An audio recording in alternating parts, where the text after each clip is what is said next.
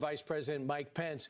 Mr. Vice President, great to see you. Your thoughts. Thanks for having me on, Brian. You're welcome. Your thoughts about Good afternoon, everybody. Welcome back to my channel and yours. As I finish setting up, I accidentally started the wrong button. But we're still here. You can still hear me. I can still see you, kinda. And we're just glad you're here today on Mike Shriver Ministries. We're getting ready to get started. We got all kinds of cool stuff in the news. I went and took a nap. So I'm re-energized. I'm ready to go, and let's rock and roll in the totally non-rock and roll sense. Okay, up is the first video here in about 30 seconds. I got a whole screen full. Plus, we got Jesse Waters live tonight, which is absolutely fantastic because Jesse Waters is the coolest thing in media. Alrighty, so let's hit the live button and go to this button just to hit this. And then that. So, where's everybody from today? Where you coming from? We're glad you are here. Of course, I think the only ones in here right now are already the folks I know. But you never know. Maybe somebody snuck in already and wants to be with us this evening. Hit the back button and now hit this button again. One more and there we go. Here we are. Ready to get into the news and even possibly maybe some Word of God. Are here. Mute that because I don't want to hear myself twice. I hate hearing my voice. I can't stand it. Have you ever tried recording your voice? Okay, so those of you that are Generation X, that means if you were born from 1965 to 1980, let me know in the chat. I am actually very curious about. Oh man, I overfilled my coffee.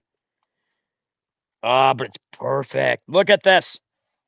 Absolute perfection. You know, the Lord made three things perfect. Well, actually, let me say it like this. Jesus gave three awesome things to humanity. Okay? First, the cross of Calvary. Without the sacrifice of Christ on the cross, you and I, when we died, it would be the lake of fire, and we would party hardy on the earth. We would sin like the devil because we wouldn't have that blessed hope, Brother Ken. We wouldn't have that blessed hope of glory. You see, heaven's not a guarantee. Why do you think there's a hell? The holding place for the wicked dead. Why do you think there's a lake of fire which hell empties itself into at the great white throne judgment, Revelation chapter 20? In other words, hell gets emptied. All those souls that were wicked, that weren't born again, I don't care how good you were. Our righteousness is filthy rags, the Bible says. And yeah, that's a lady's menstrual cloth. Look up the definition in the context of that scripture. Yeah.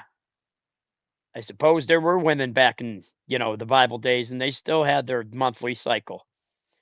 They say men have one, but they say it just makes us more annoying to women once a week during the month. Is that true, women? Do men annoy you at least 1 week a month? Oh, yeah, Angela, child of God, my dear friend. I'm getting to know her well, and a blessing to me and to you guys because she prays and she blesses all you in prayer. Angela just snuck in to Generation X, 1966. You got to be born from 65 to 80. Otherwise, you're a baby boomer. But I'm weird, right? Y'all know I'm a little bit on the strange side because I'm an apostolic Pentecostal preacher that's a nerd. I'm not stiff-necked and a stuck-up snob of a preacher either. I don't believe in that. How do you win people to the Lord if you have a haughty, arrogant spirit? What are you doing, cat? You got food in your bowl and you're scratching your bag that's literally right next to the bowl. I never understood that about this cat. She's highly intelligent. Sometimes I think I'm having conversations with her because she meows at me and I meow back, and then she'll double meow. I'll instantly meow back, and then I get a triple meow and a purr. It's the weirdest thing. I've never had a cat so smart. Her sister's kind of dumb, but she's brilliant.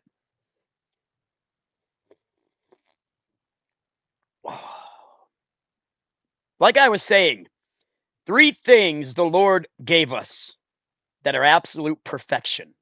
The first is the cross of Calvary, so we don't got to go to the lake of fire one day. And no, you don't evaporate. I will debate anybody on that topic on my channel. Seventh-day Adventists believe it. Jehovah's Witnesses believe that. It's where the worm dies not, folks. There's wailing and gnashing of teeth. Imagine being a spirit when you die, because you will die. Unless you're fortunate enough to be in the generation that's alive when the rapture happens. But you got to be born again. Otherwise, you probably won't even realize, your born again spouse is sleeping in the same bed with you. It says 2 will be in the bed, 1 taken, 1 left. 2 will be in the field working, 1 taken, 1 left. Jesus talked about the rapture in the Bible, in the Gospels. But mostly we only recognize it in Thessalonians as the great catching away. The cross of Calvary is absolute perfection. That's the first thing. The second thing that is the most important on the planet, the second most important thing are godly women. Women that love God as much or more than their husbands. Proverbs 31 women. How many in the chat before we jump into the news? I'm gonna tear up Proverbs 31. We're gonna break that joker down verse by verse, word by word, because it's for you, women. Proverbs 31. If you're a Proverbs 31 woman, then you are an amazing woman, and your husband is blessed beyond human comprehension and understanding.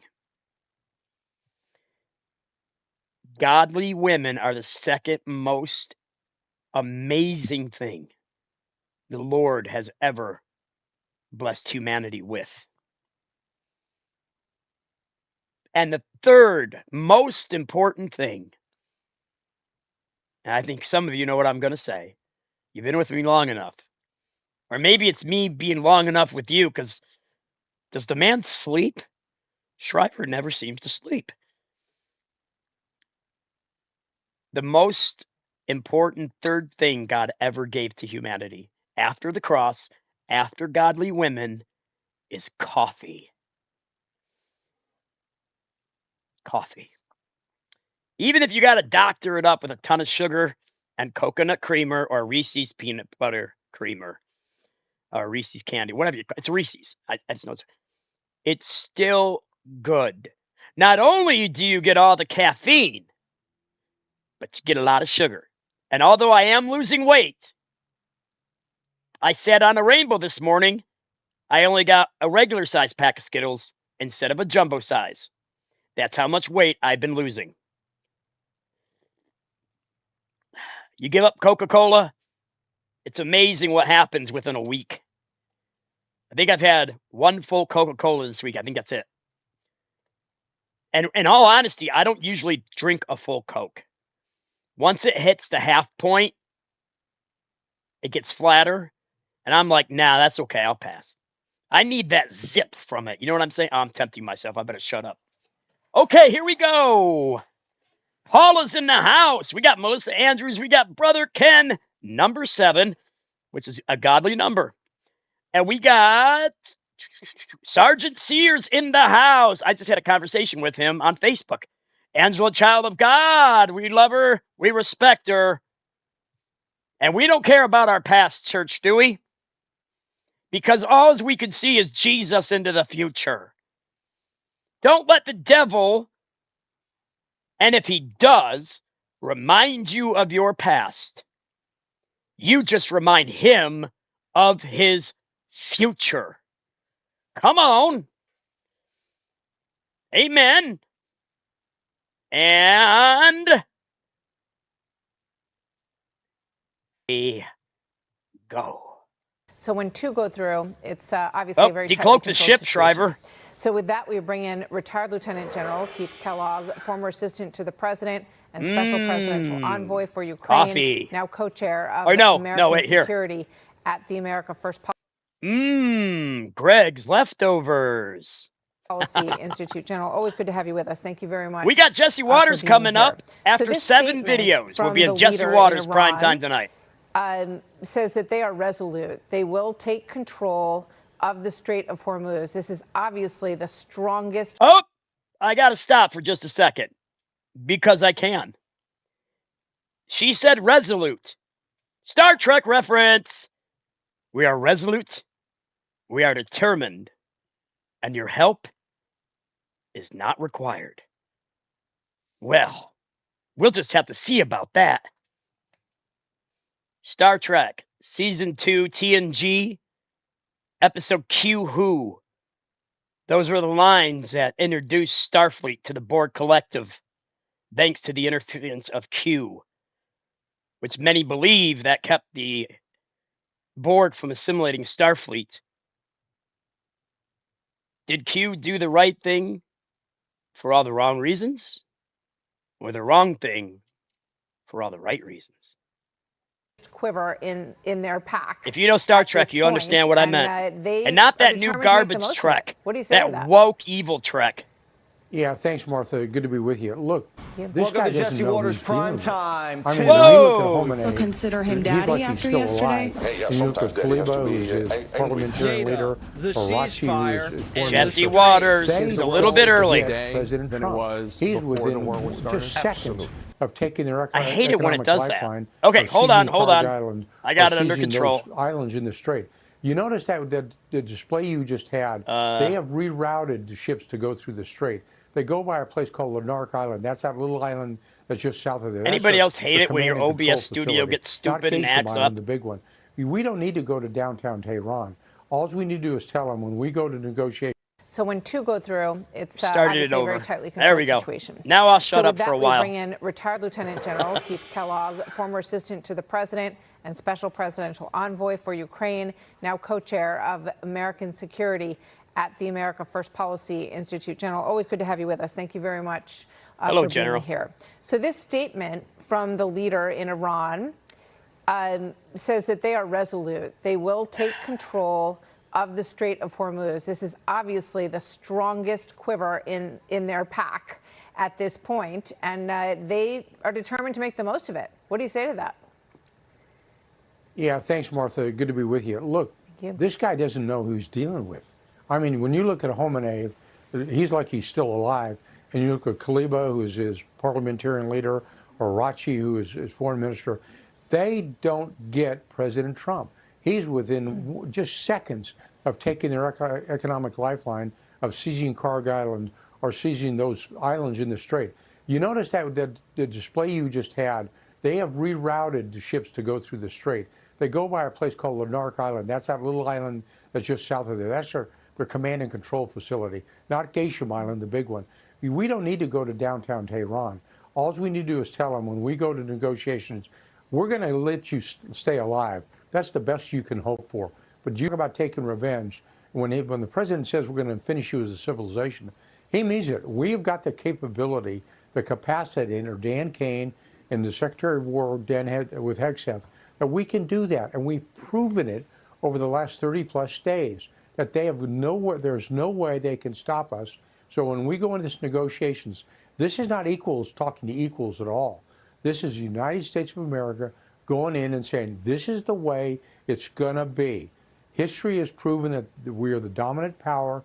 We can do that in the future. We're going to make sure you understand that. If you want to play games with us, in 2 weeks, you're going to be lucky to survive as a regime. We'll kill every one of them. Every one of them. We want to do. We can demand anything we the want. Ayatollah right now. insanies. This is something when I have to refer to history. When I go back to the Romans and the Carthaginians, when they fought 3 Punic Wars. The third time the Romans said, I'm fed up with these guys. They went to Carthage, they seized the city, they took the city, they burned it to the ground, and they took 50,000 prisoners. We're about at that stage right now. that we can finish this job if we want. We should have done that the other day. I just have to disagree, but I still love my president. Well, let me ask you this he about understands what he can do. The personnel, because obviously some of these people were left alive intentionally, because we went through the ranks, our U.S. military, and removed Khamenei, the leader, only the second Ayatollah in the 47-year period that this theocratic leadership has been in charge in Iran. And the president said the other day, well, these people that we're dealing with are more amenable. They're better, this crew of leaders. We can work with them, we think. That doesn't sound like it lines up. Well, I don't think we can. When you look at Kaliba or Arachi, these are both Revolutionary Guards people. They came out of the IRGC. They're not normal people. I think the only normal person you have is Pezeshkian, who's their president. But the rest of them are revolutionary leaders. They've been fighting for 40 years against the United States. And you've got a picture up there with Vahidi. He's the same one. He runs the IRGC right now, but he's an old revolutionary too. So you're dealing with people who are steeped in believing the United States is the great Satan. And we need to go in there and realize this is not a business deal. This is war. And I don't trust Iran either. You're absolutely correct, Psych Show. Welcome to Mike Shriver Ministries right here on YouTube. I hear you. A peace treaty I hear you. Missouri, the signal but it's going to be close. that they're sending us is that they believe that that they have survived, and that's the bar for them. Survival of the leadership, survival of IRGC. Well, here's the thing. I can almost guarantee you the 4 men that were on screen will be in the hands of 72 virgins, at least that's what they think, within 3 weeks from now. Mark my words. Let's just see if it happens. Because there's going to be no lasting peace in the Middle East anyway till Christ returns. And those 4 jokers up on the screen, dead as doornails within 3 weeks by the United States military. You watch. This is David Cloud in the Wall Street Journal today, the Dubai-based correspondent. He says Tehran emerged from 38 days of war against the United States and Israel, having won not only its primary goal, its own survival, but also 2 potential strategic gains: control of the Strait of Hormuz and a newly established deterrence against large-scale attacks by its longtime adversaries. Greg's what do you say to that? I think it's a real misread. I think he's making a mistake, and he wrote it wrong. The only reason that they're still alive is President Trump, who's willing to talk to them, but he holds all of the cards. They hold none of the cards. When they talk about survival, he can finish that in a heartbeat. And when you look at the fact that the leaders that they've taken out right now with the IRGC and the Revolutionary Council. Junity 77 is back in the house. Good to see you, June. What conditions he's in. But we're just going to go down the line if we have to. There's no doubt in my mind Dan Cain can do that. Dan raising Cain and Abel. Don't forget Cain's brother, Abel. I would tell him, when you come to this table, you're just lucky you're still alive. Abel was the first human murder in history. The day after. But I think we should press the advantage. Patricide, I think it is. Honestly, Martha, brother against brother. I would make sure we have a real hardcore son of a bitch on that. Watch your language, sir. And is that what we have here? Let's put up the picture, because I want to talk to you about. I want to talk to you about the table. These are the major players in the upcoming U.S.-Iran negotiations. You've got Vice President Vance. Let's put these images up, please. Then you've got Steve Witkoff. You have Jared Kushner. And I want to point out, Mohammed we have not and had Abbas. This level of discussions they with prepare Iranian leadership. themselves. We don't have relations with this country, okay? So there's been an Omani in the middle, notes passed back and forth. It's very different. Now, that's a good question, Psych. I'm not sure who that is. Other side of the table, you have Mohammed Bagher where is he? Ghalibaf. He's the parliamentary head. And you have Abbas Araghchi, who is probably the person that Americans are most familiar with as the foreign minister. He is a spokesperson. Do we have the team at the table that we need to talk as tough as you are recommending, General? I would add a third, and I would put somebody in there who's a no-nonsense leader who understands military force and is going there. Is not a builder, is not a construction engineer, but he's a friend of mine.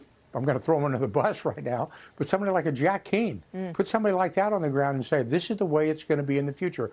When you look at Arachi, he's written a book on negotiations, and when he talks about the marketplace, he talks about bartering, and I would make sure that they're not in any condition to barter. They're lucky they're still alive. And the fact is, we will demand, we're the ones in the driver's seat, and we can demand what we want to do, and we should out there. They're not winning this war at all. And I think the fact is we've let them try to open the Strait of Hormuz, and we've let them survive. They're not doing it to good. They're doing it because they're lucky. So far, we don't know what is in the latest version of points for each side. We know that, in terms of enrichment, they believe that's their right as a country to enrich. They also believe, I interviewed President Pezeshkian several months back, and he said, we have the right to enrich uranium, and we are not enriching it to weapons grade. We're enriching it to the level that the IAEA has permitted us to enrich to. And that's why we hold it there, essentially. This is his argument, because that's what we can, sort of use as a power on the world stage to hold it at that level, just short of being weapons grade. What do you say to that? Well, I understand he's the president of Iran, but he doesn't know what's going on. Yeah. The fact is, they were authorized to have a weapons grade. They were authorized to have enrichment at 3.67% under the JCPOA. They exceeded that. Anytime you go to 20% and more, that's my recipe, Paula. And we know that's all I eat. I don't usually eat anything else. Well, unless it's a little bit of junk food, but I'm a junk food junkie anyway. So, And with their missile but I'm fleet losing that a they lot have, of weight. We know they were heading someplace we don't want them to go and do a breakout on us. Everybody knew that. The president knew it. We knew it. That's the reason he walked away from let me ask you, the JCPOA. General, let me ask you this. One of the reasons what is a military presence in the Strait look like? If they go into this meeting and they say, no, we're in charge of the Strait, everyone's going to pay $1 million or $2 million to us to get through. We have mines under the water. We know can easily remove stuff, those. But we've still got, buried deep missile Welcome back, Angela, child of God. We can launch at any ship that comes through a there, true wife that loves her folks, husband without question or contestation. What do you say to that? I would sell him very clearly at the negotiations table. You do something like that, you are dead. We know where you're at. We know where you live. We're going to come and get you. And you don't have much of a military left. We're going to take care of that as well. We can seize Karg Island. We seize the 5 islands in the Strait, the Gasham Island and Larak Island as well. We just make sure we go in there. We tell them that it's not open for negotiation. We're going to tell them what we're going to do. And they've rerouted the traffic through the Straits to bring it closer to Iran. That passage lane used to be further to the south, right, closer to friendly territory. It's not anymore.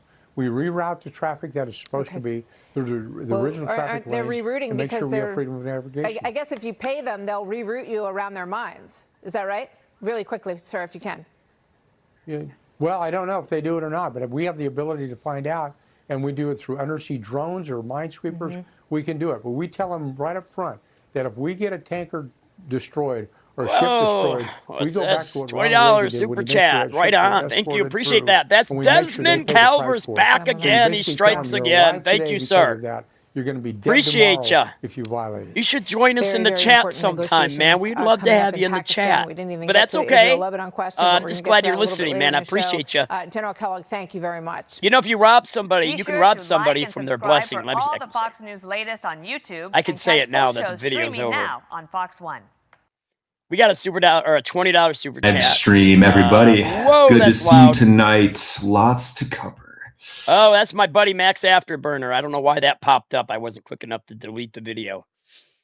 Max Afterburner USA is a great channel as well. I frequent him often. I was a moderator for a day or two, but he decided to have his girlfriend take those privileges stand. I'd let my girlfriend too. After all, we would love our wives, wouldn't we?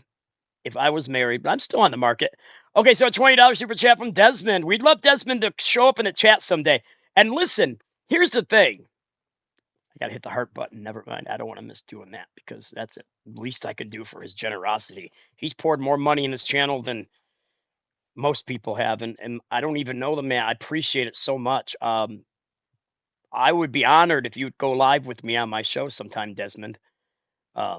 Oh, by the way, Tuesday night, Angela, Child of God Ministries, just like Pastor Kreitz always is. And, hey, Desmond's in the chat. Hello, Desmond. Paula, I got a message coming back to you in just a minute. Desmond, God bless you. I don't know what to say except for thank you. My daughter and I appreciate it because I've been doing this on my own. The blessings of God. And here's what I wanted to say. Listen, there is a biblical principle. And I know I've never once taught on money on my channel. Not once. In almost 900 lives in 461 days. That's what? 16 months? I've never once taught on Malachi 3. I've never once taught on tithing nor offering. I've been asked to do it. I just haven't felt led to go that direction yet, but I think it might be almost time. You know, when you pray, you ask God to give you the words to speak to the people. And sometimes your message isn't what you thought it would be, and maybe someday God will just do that for me. I'll go to preach on baptism or something, and then I'll just start teaching on tithing out of the blue. But Desmond, thank you, and all of you that have donated to my channel. Even if you haven't, what really matters to me is that you're just here. But there is a biblical principle, before we get to the next video, that says this. It amounts to this. If you deny somebody blessing you, then you're denying that person of their blessing from God for blessing you. It could be financial. It could be anything else you could think of that's helping somebody that needs it. If you say, let's just say Angela was helping me with something, just out of the blue. I can't tell her no, because I would rob her of the blessing Jesus wants to give her for blessing me. Brother Ken, for example, if I wanted to bless him and he said, Mike, no, I refuse your blessing, whatever that blessing could be, not just money. Money's not the only thing on this planet. You can't take that to heaven or hell with you.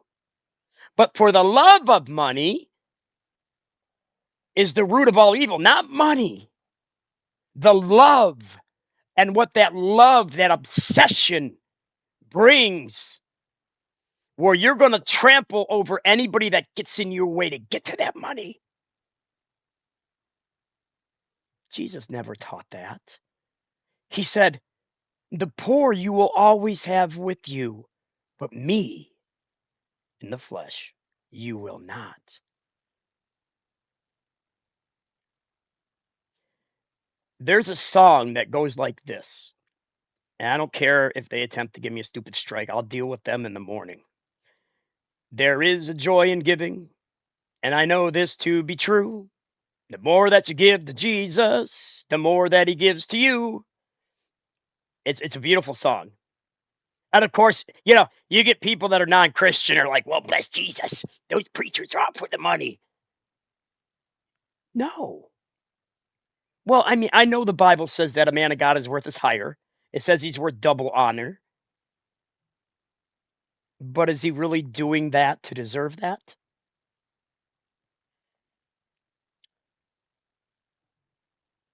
I suppose that's up to the church board. Don't refuse somebody that wants to bless you. It might not be just money. There's all kinds of blessings. Go to the elderly woman's house down the road. Start raking the leaves in her yard because she can't do it. And if she comes out to the door and says, well, bless Jesus, get off my property. Okay, fine. You got to respect that. But if she says, oh, honey, you don't have to do that. You don't have to. No, I want to bless you, ma'am. And that woman, most likely, if she's a good Christian woman, or even if she's not a Christian woman, there's good people out there, although our righteousness as a human, what we think is right, to God is a filthy rag, which literally means menstrual cloth. Look it up. I'll be teaching that soon, by the way. Yeah, menstrual cloth. Filthy rags. Your righteousness, the Bible says, or our righteousness, is as of filthy rags to the Lord. That doesn't mean Jesus is some kind of jerk. No. He says, the human's life is precious to me, right? But I want them to follow me by my word, not by how and what they want to do, what they think is right. And maybe what you think is right does match up with the word of God. So that's fantastic. That's wonderful, right? But study to show thyself approved, a workman, not being ashamed, but rightly dividing the word of truth. And so, as we get back to the videos, see, we could do news and politics and Christianity. I don't like to say religion because this isn't religion.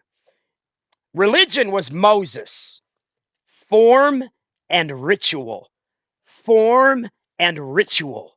But David, pre-Pentecost, by the way, before Pentecost Sunday, or Pentecost, Acts 2, 1 through 4, you could say Pentecost Sunday too. David said this: Moses, you do pretty good. Or you did pretty good because he'd been dead for, what, 1,000 years when David came along or something like that? I got to look that up again. You do good, Moses. You did great, Mo, when you was alive, Moses. And nobody knows where Moses was buried, by the way. Did you know that? Yeah, in the book of Jude, the book just before Revelation with one chapter. I'm just following the lead in the spirit right now. The news will still be there. In the book of Jude, chapter 1, the only chapter, it says something to this effect. Michael, while contending with the devil over Moses' body, Michael simply said, "The Lord rebuke you." And of course, then Satan had to go kick rocks. That means leave, get out. And then Michael, ordered by God, apparently God buried Moses, and nobody knows where Mo would go. No one except God. Because why? Not because Moses was, well, he was special to the Lord. But does anybody know why Moses could not cross the Jordan into the promised land, but could only go to the edge of it? Because Moses he strike the rock. I can't talk tonight. I sometimes talk really super fast, so I trip over my words. Moses struck the rock twice for water. And God said, you only do it once. And Moses was in a situation, which someday we'll go over that, and he struck the rock again.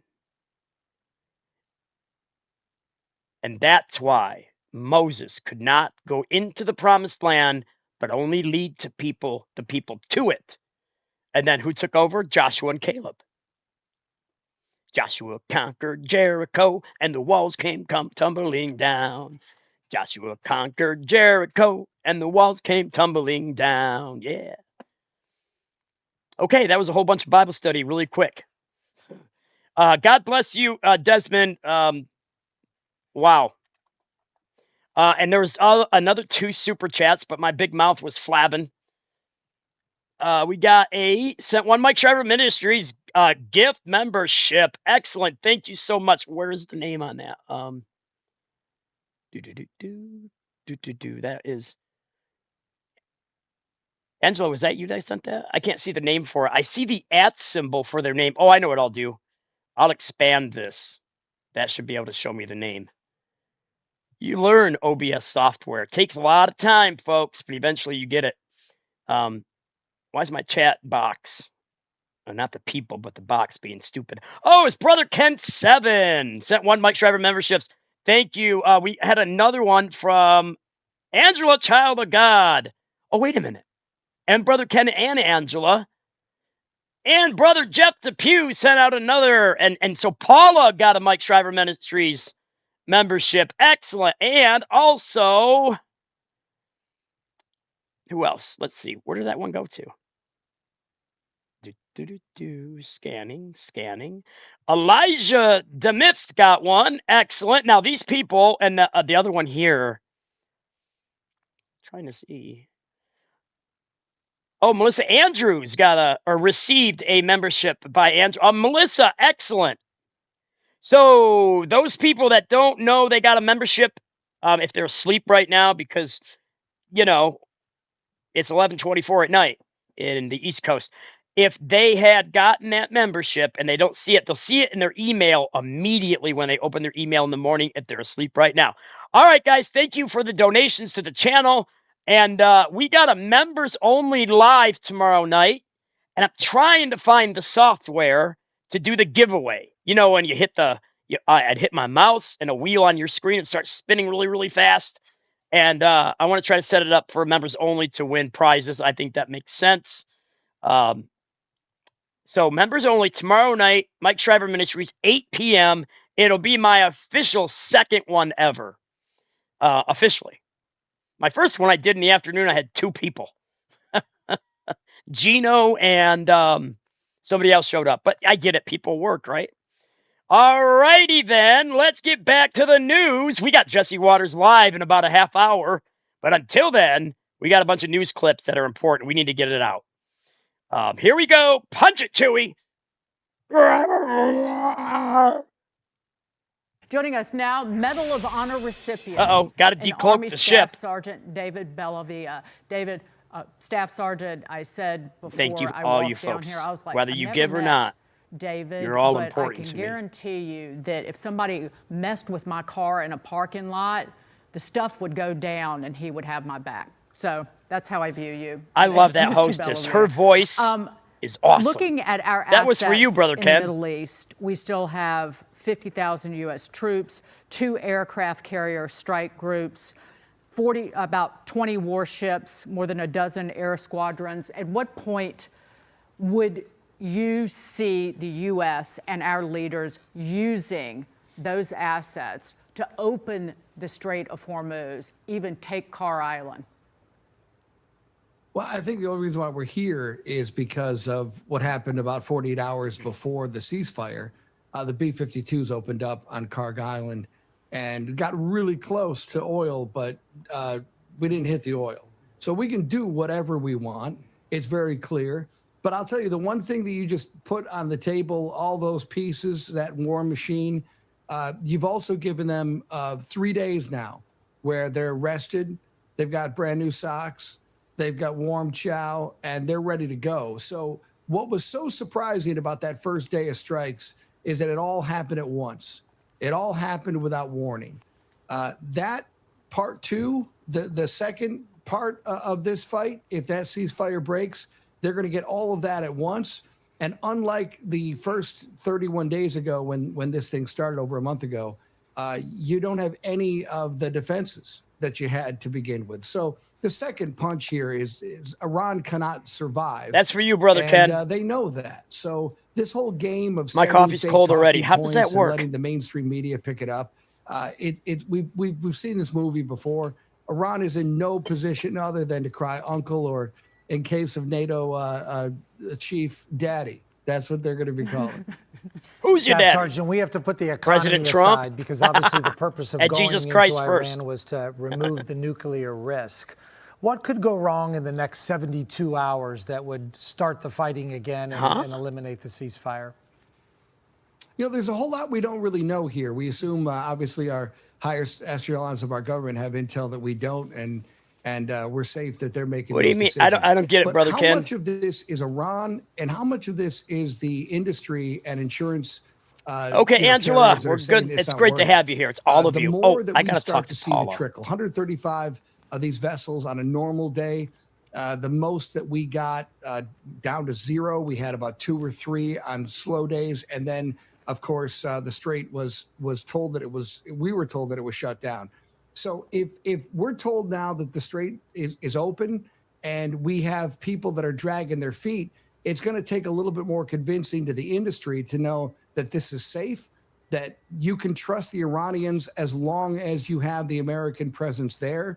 And if they're playing by their end of the deal, we should be back to normal if we have an agreement. That is, of course, depending on whether or not Iran is ready to make an agreement. But if you look at what they're up against right now, I mean, there's absolutely no tomorrow if they think that they're going to be able to fight this out. In the old days, they waited and they obstructed and they misled. Obama believed it. Biden believed it. A lot of Ben Rhodes scholars believed it. Right now, they know what American power is all about and what unconditional surrender means. Speaking of surrender, if not in deed, but in word, the Democrats are accusing President Trump of war crimes and continue to encourage our troops to disobey what they deem illegal orders. Staff Sergeant, what kind of impact does that have, this rhetoric, on our service members? I go back to like my, friends and my Bambino's my dad's best friend who served as a Huey helicopter pilot in Vietnam. It just diminishes their service, but also just is kind of an open display of disrespect and even endangers our men and women in service right now. Sometimes it's not the speech that's important or the words even said, it's who's delivering it. And unfortunately, with our friends on the Democrat side, there's just not any seriousness here. It's a party that doesn't have a platform. They exist just to obstruct. They're professional contrarians. We're talking about the 25th Amendment. Now, all of a sudden, Democrats care about $100 a barrel. That happened how many months under Joe Biden? It happened for over 3 years under Barack Obama. Nobody seemed to care about what oil cost per barrel. Now it's a big deal. Now we're talking about the 25th Amendment. I mean, we've heard them through 2 shutdowns now, try to blame everyone. And meanwhile, we still don't have an agreement on opening up the government. This is what Democrats do, unfortunately. Yeah. That's right. Unfortunately, the rest of them. Let me just say something about Democrats before I go get my daughter at work and give my show to my moderators for roughly 5 minutes since it's so close to my house. It's freezing cold out. My daughter's not walking home, and her boyfriend's definitely not walking her home. I'll go get my little girl. I don't care if she is 18. Yeah, that's exactly right. She's like, Dad, I need a ride. She thought her boss was going to pick her or take her home at 11. My goodness, it's 11:30. Time flies when you're with your people. Moderators, I got to go get my little girl. You have the bridge, number 1.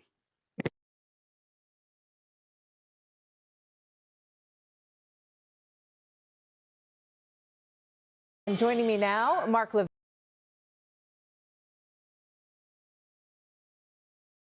America continues to work and pay their taxes and do their thing. I'm still here. And Democrats are just going to be. I'm going to wait till this video finishes, and then I'll start a 10-minute video, and I'll be back before it's over. Except we pay them. So they're not hobbyists and not amateurs. They're professionals that That's we right. pay. That's what chaps my ass, I appreciate personally. that. Sorry about that. Watch your language. Made you smile. In 2 days, by the way. Your car is Hey, safe. listen, I used to cuss like a sailor. Respect, always. I used to make up swear words to add to the lexicon of swear words. I had okay. Well, let's just tell the truth once before we die, right? I used to have a dirty mouth, but the Lord teaches you to respect women.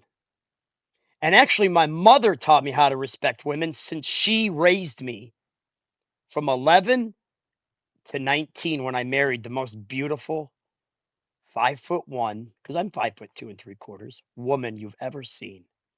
She gave me 4 Bambinos. And then let's just say I got biblical grounds to remarry and not cause my next wife to be committing adultery. Because if you're the one that cheated and you remarry, you're causing not only yourself, but your new spouse to be an adulteress or an adulterer. That's another Bible study. I will be preaching definitely, or teaching actually, on divorce and what the Bible says soon. I'll be teaching that probably next week. Okay, guys, I'll be right back. Moderators, you have the bridge, number 1. I'm going to go get my little girl because she needs her daddy. I've been raising her since she was 14 months old on my own.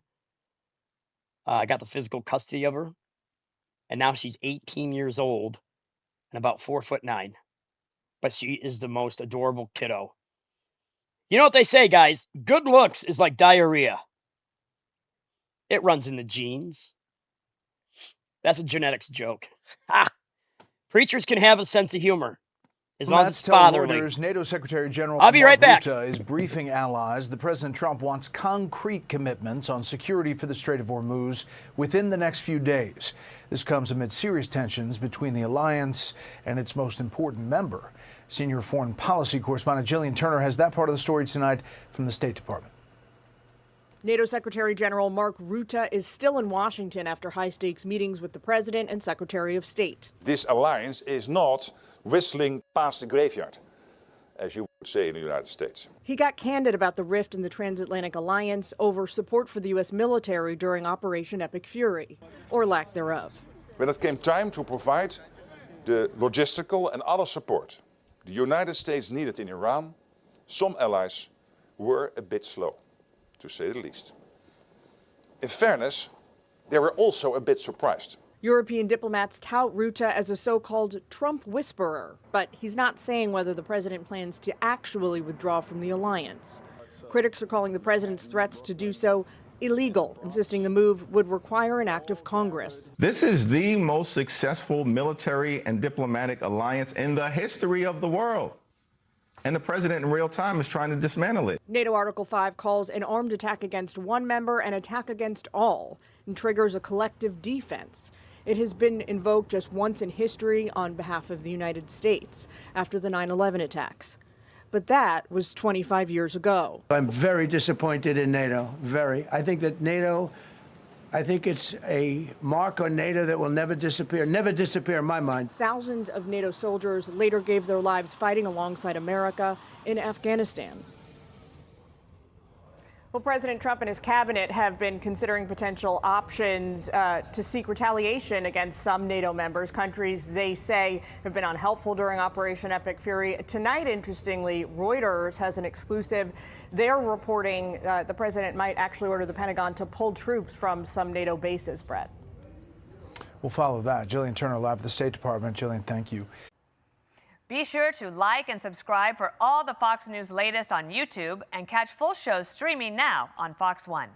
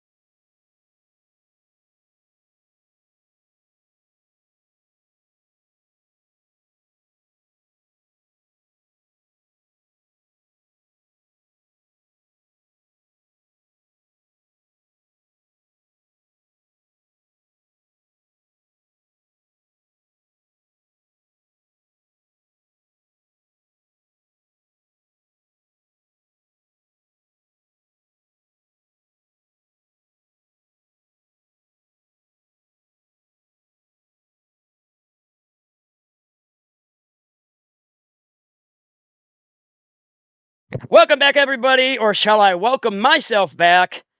I thought I would have made it on time. But nevertheless, here we are, and here we go with another video right here on Mike Shriver Ministries. Punch it, Chewy. Chewy. But first, wimps, losers, and wannabe Trumps. That's the focus of tonight's angle. I love it. Can't even see nothing. Where's my It's a glasses? porridge of pessimism, and the press is ladling it out to the MAGA masses 24/7. Special election losses show that Trump's on the ropes. He's losing his touch. Republicans are hitting the panic button. Dems may take the House and the Senate. You've seen these headlines. It's a constant drumbeat. And I'll tell you, it's meant to demoralize Republican voters and probably also meant to try to hurt their fundraising. And as usual, the Democrats, they're not offering any attractive policy alternatives, nothing to make America eliminate Iran's nuclear threat. Instead, it's all reactive, especially after Trump's Easter morning shock post ultimatum to Iran. I hope the White House, I doubt the president will, but please dial back the rhetoric. If your children are watching, be warned, the president did not use polite language. Quote, Tuesday will be Power Plant Day and Bridge Day, all wrapped up in one in Iran. There will be nothing like it. Open the strait. Okay, one after the other. The Democrats' media expressed their outrage. Look, I said at the time, I didn't love it either, didn't like it. But we now know the strategy behind that post. Simply put, the only way to get the attention of madmen is to sound like a madman. Now I can see. The Democrats' hyperventilation over this, even after President Trump I hope that announced video wasn't negotiations over too long. and that, albeit fragile, ceasefire, is not what we'd expect from a political party that is extremely confident about the future. Plus, if MAGA were truly on life support, why are so many Democrats trying to be like Trump? Now, not long ago, Gavin Newsom tried to mimic Trump's style in X posts. And now this headline from the New York Times. Democrats embrace a four-letter word. Democrats embrace a four-letter word in person on social media and in campaign ads. Politicians are swearing with glee. It's usually aimed at President Trump. The widespread embrace of the F word also comes as Democrats try to rebut claims that they have fallen out of touch with everyday people. But wait a second. It seemed like yesterday that Kamala was excoriating Trump for bad language. That does seem like yesterday. The American people deserve so much better. The President of the United States must set a standard, not only for our nation, You're but a word salad queen. The standard that we as a nation must set, standards of decorum. And what you see in my opponent, a former president of the United States, really is, it demeans the office. Oh, don't you miss her? I miss her so much. Aww. Well, the hypocrisy meter is on overload tonight. Their entire movement, after all, is trained on destroying traditional culture. Remember Biden's Pride Month bacchanalia? That woman was flashing. And now they're not even pretending. It's all laid bare. From freshman Democrats like Maxine Dexter. I don't swear in public very well, but we have to Trump. Some people's children on the Trump train. Liberals insane. Senate weenies like Chris Murphy. A guy who clearly only cares about the economy for billionaires and doesn't give a about the economy for the rest of us. It's one embarrassing moment after another. I give you DNC chief Ken Martin. LFG. Let's go. LFG. LFG. Let's go. So,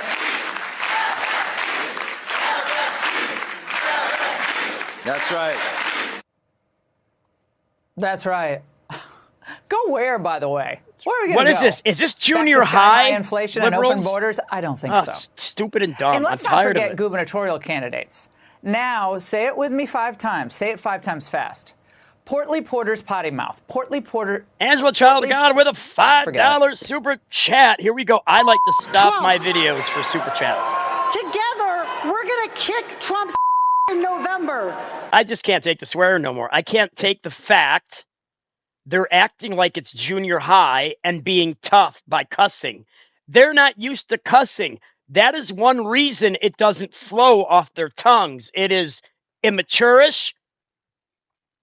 It's little league, low IQ. I have no problem with liberals and Democrats that are my friends, that where we can agree and disagree and not cuss like 12-year-olds, just learning how to cuss. And these people are 60, 70, 80, and they act like they're 8. $5 super chat from Angela, Child of God. Let's see a show of hands in the chat. Would you prefer New Yorker 4-letter or Cackling and Word Salad Annie? Wow, I don't know. You know, I mean, you got options, but none of them are mature enough at all. Let's use words. I'll stand up to Trump and his cronies just like I did in Congress, with or without my whiteboard. False It said anointing. F Trump on the whiteboard. False anointing. And for Besides, all that would be fulminations about Trump's inspiration, tweet not anointing. last November, this was Arizona's Senate Socrates, Ruben Exactly, Gallego. Melissa. Exactly. I'll just point out how insane this is. Secretary Hegseth, all these guys, you guys. You're not going to be able to scare us.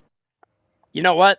That's just spitting in the eyes And of the Christ. worst is when little men try it. I get it. We all swore I have before. a message We'd be for lying ICE. if we didn't. Oh, I can't stand this guy. To ICE, Oh, I can't stand him. get the out of Minneapolis. I went to Bible college in St. Paul, right next to Minneapolis. Call it elfin rage. I hate seeing seeing desperate. this. I That just guy call needs it to go. ineffective. Or he needs to Your repent and city's get right still with a mess, God. Jacob. And their language is too. Check out this chart, which nails the Democrats. It's from the New York Times. Spare us the feigned outrage over Trump's tone. We keep hearing the complaints. Trump said this, Trump said that. But of the 6 years of posts that the Times analyzed, the top language offenders are mostly Democrats, the expletives mostly leveled against Trump. Now, Donald Trump uses language as part of a leverage game, mostly. Democrats use it because they have nothing else to say. They have no positive agenda. They have no pro-growth policies, no solutions for crime except arrest and release, nothing for minorities except the DEI lie and the reparations fantasy. So with their pathetic record, what do they have to offer the middle class in the midterms or in 2028? All they have is mimicking Trump's style with swear words and social media taunts. But do the Democrats really think that's why 77 million people turned out to elect Trump in 2024? Can the party be that soft in the head? Look, the people voted for Trump because they wanted the border closed, they wanted illegals deported, and they wanted the economy improved. He's already accomplished a lot. We're going to see how things go once Iran finally settles down. Of course, there is some Trump slippage, no doubt about it. And yes, the GOP has lost special election races. But it's still early. And the president hasn't even started campaigning yet. And when he does, he's going to remind everyone where Read what I America was just put headed on the screen before he about started swearing trying to solve every big other problems. word. And when he does it, he won't an be attempt of faking a it feeble mind because he's desperately tough trying to express and he's itself, actually and that's real. the And that's the liberals. angle. And Hey, the Sean angle. Hannity here. Hey, Hey, click Sean, here to subscribe we might watch you to after Fox we watch News Jesse YouTube Waters page Prime and catch Time. our hottest interviews and most compelling. I got no problem with Sean Hannity. I don't know why people wouldn't like him. He is MAGA. He is pro-America, pro-Trump. There's just nothing to dislike. Socialist dreams are meeting that's okay. I fiscal respect your reality opinion. in New York because it turns out even something free, Cold coffee someone again. has to pay for it. Mayor Mamdani walking back on one of his main campaign promises, free buses. Well, not including that full plan in the city's budget proposal.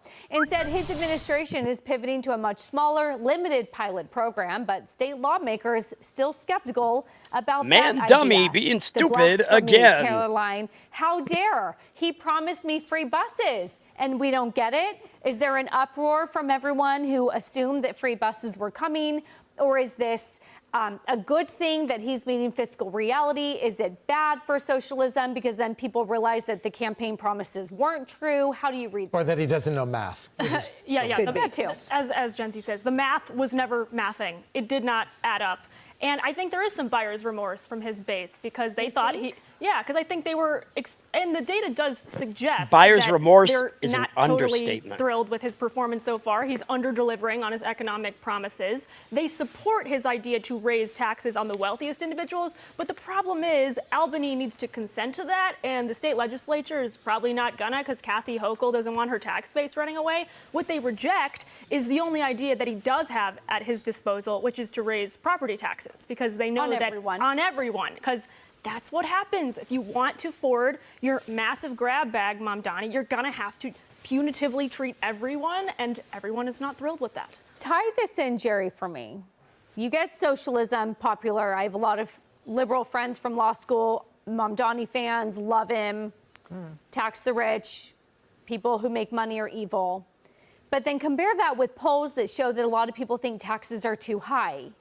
Where's the disconnect? Because I don't want to be like disparaging, but to me, like that connection is simple. But there's a lot of people who don't make that. They don't like taxes, but they still want to tax the rich. You're asking for logic where no logic is at work, I think. And if I could, I'd love to cite you a few of these stats from the Fox News poll, which is crazy interesting in terms of the people who are angry about high taxes. First of all, the top line is that 70% of us are really PO'd about high federal taxes. I love it. Come That's into excellent, tax Melissa. season. That's and brilliant. That's the highest ever. And 2025, 59%, 2024, 64%. And it's the people, it's the groups that are angry that are so interesting in this poll. Voters with graduate degrees.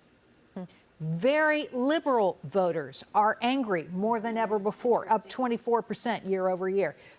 Democratic men up 19%, moderates up 19%. So there's anger bubbling over with people who you'd be surprised to hear what they think about this. They're also saying, and you will think this is, maybe this will actually get you angry. You've been in that'll such a good mood preach. the whole show. Okay, wow, well, that's good. I'm going to buzzkill you. We got 20 minutes. What bothers people most in this poll about really federal good. income taxes is that the wealthy are not paying enough. Ooh, the fair share. Well, there may Let be me just truth say to that. something. In some cases, there are people that skirt. I'm interrupting because I can, because I care. I do care. You know what, though? I'm happy for the billionaires. I thank God for that, because why? That's capitalism. That's our way of life. I have never made more than $24,500 a year. Not over that, not once. I am considered poor, although not dirt poor, where I got a dirt floor. Unless you consider Michigan dirt basement, but I don't got a basement because I'm in a trailer with a, 32 by 16 foot wide addition, which is supposed to be the family room, but has been a storage room for 3 decades until this spring. Well, I'm saying all this to say this, or all that to say this. I've always been poor, but I am happy when someone can be a millionaire, a billionaire. I'm happy for them, and they should not be taxed any different than the poor. I'm sorry, that's just how I see it. I've never made more than $24,500 a year, not once. Not once. But I don't think because somebody lives the American dream that they should be punished for it because they're billionaires and I have whatever the Lord said he wanted me to have. Live the American dream.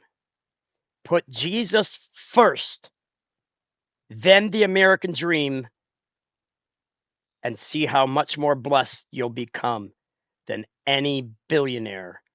If you become a billionaire, you'll be more blessed than the other billionaires and millionaires because you put Christ first. And that's all I have to say about that for now. Sorry I interrupted for so long, but I don't think the Democrats have it right. I don't care if you make $10 an hour or 10 million a day. You shouldn't be taxed any different because you're rich. And this is from the mouth of a poor man. Except I have Jesus and I have the best YouTube channel, not because of me, but because of Jesus, the people. I'm third in line. If you want to be great, the Bible says first, you must become the servant of all. The system. I think people are upset with taxes not Thank you because for they your don't time. want to contribute, because they see the money not being spent properly. Yes. And the acceleration from 59 to 75 is not a function of I'm now paying more, my tax rate's higher. It's like I'm paying taxes and I'm watching all this fraud and I'm seeing all this waste. So if you're going to tax me, at least do something with the money. And that is what is, I think, infuriating more educated people, regardless of their party leanings. Take my money, do something with it. Right, and that's the number two concern, is how government spends their money. Nobody's happy about that either. I think, Caroline, you're right about, it's tax time, so everybody's a fiscal conservative, I guess. Until they don't get their stimmy checks in July, right? And then I'm all of a sudden a liberal again. Hey, I got 5 tax Jackie, credits. Yesterday I was talking about I used to the get great tax Texas returns. Wall Street exchange, the Texas, what's it called? Stock exchange, sorry. I think you can only claim 3 at a time, Wall though. Street. And they divided the country into make that up? quadrants. No, Fox Business made it That's up. I pretty stole awesome. it. You should get a T-shirt. Yeah. The Boom Belt, Texas to Florida, Northeast, Midwest, West. GDP contribution, annual growth rate, revenue. In the last 5 years on average, the Boom Belt is crushing it. Of all the quadrants, the 4 quadrants that I laid out. You know what? So to me, after I this guess video, maybe we're my going to worry Pastor is Benjamin this sort of Kreit's YouTube channel. I will leave this running. I'll be in both places. Between what we see is like a failing Northeast and a booming, Plains or Southwest region. And then I don't want to say civil war, but you sort of break those up enough, and then there's. Okay, everybody, after this video, I will continue to let my videos run. I am going to be somewhat omnipresent in 2 separate places at once. I will be here, but also at Pastor Benjamin Kreitz is live right now. I will leave this open. I will keep playing the videos, but I would love it if you guys would follow me here. I don't care. If people don't like it, oh well. We're going to put the word of God first, then the news. And Pastor Benjamin Kreitz right here at this YouTube channel. I'm going to put it up on screen. Number 1, on screen. Okay. I'm sorry. I'm just a TNG DS9 Voyager geek. Jesus first, but Captain Jean-Luc Picard, when my dad left my mom when I was 11, TNG just came on. And Jean-Luc Picard is not a real person, but his leadership, the way they wrote that character, is how I was raised. He was my surrogate father. Of course, Christ above all. I get that. That's a given. It's a Christian channel. But anyway, that's enough about me. We're going to Pastor Benjamin Kreitz, 3209 on YouTube. Now, I'm going to make sure that this link works. And all my Christian friends, and even if you're not, I'm a massive MAGA fan. Why would you be any different? I'm a constitutionalist republic freak. Love it, love it, love it. American flags. Jesus was the founding being of this nation, and this nation is founded on the gospel of Jesus Christ. Follow me, folks. Hit that link. It looks like I got it. Here is the direct link into his live. Hit this link as well if you want to. This will take you straight in there. Tell him Captain Shriver sent ya. I'm going to continue the news. I'm also going to bring up another screen. I'm going to be split screen. I want to listen to Pastor Kreitz, but I'm also going to keep my news videos running for everybody else that's not interested in godly things. So hit that second link. Let me remove this link. Okay, I removed that link. Hit the link right here. Even if you go in there just to hit the subscribe button, if you don't want to stay, that's fine. Just give him a sub at minimum. But he might have me be as a Bible teacher, but he is my best friend at the same time too. All right. So I'm going to start the videos again, but please click that link. Go in there for even just a minute just to give them a sub. If you don't want to stay, you can come right back in here, but I'm going to be there too. All right, here we go with the video. Punch it, Chewie. I got to get my Chewbacca better. Brother Ken, help me work on my Chewbacca. I do try. I don't know. It makes me nervous. But is that good? Capital goes where it's treated best, and eventually people are going to just overcrowd the boom belt until the Northeast and California wake up? How does that work? I'm not really sure, but I just know that the two sides, this is like Iran and the United States trying to negotiate right now. The two sides are very far apart. And sadly, for the folks that are left in the blue states that don't have the right policies for economic growth, the folks that are left are the ones that can't leave, that don't have the means to leave. And so they're going to suffer as a result of these politicians, whereas the rich ones were able to go to the belt that you're talking about from Texas to Florida. So ultimately, you know, I think this plays out, has terribly negative consequences, but you end up seeing what capitalist states look like and then what socialist states look like. And just if we have 1 second for me to take buses for 500, because I just want to address this. We talked about unintended consequences before, and I love the CEO of the MTA, although I'm not a huge fan of the MTA, but I like what he had to say about this. He said, if a lot more people are riding the bus, are we going to need more buses? Are we going to need more bus drivers?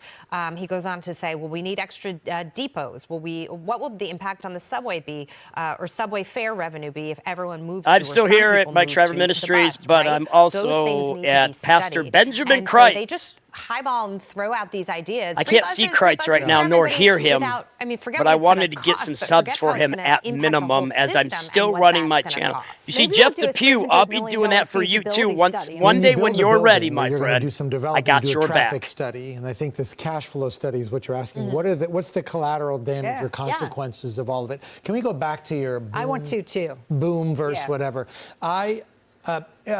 In business, I think about capability and eliminating the waste if you don't bring a capability. And I think you're going to get people in certain states looking at other states saying, what are you bringing to the table? What are you bringing, whatever state it may be? I don't want to say a state because I think they all bring something, but what are you bringing? And if you're not bringing something, then why do I have to disproportionately subsidize? I'm generating all this income, I'm generating all this portion of the GDP, and now I'm giving it to you.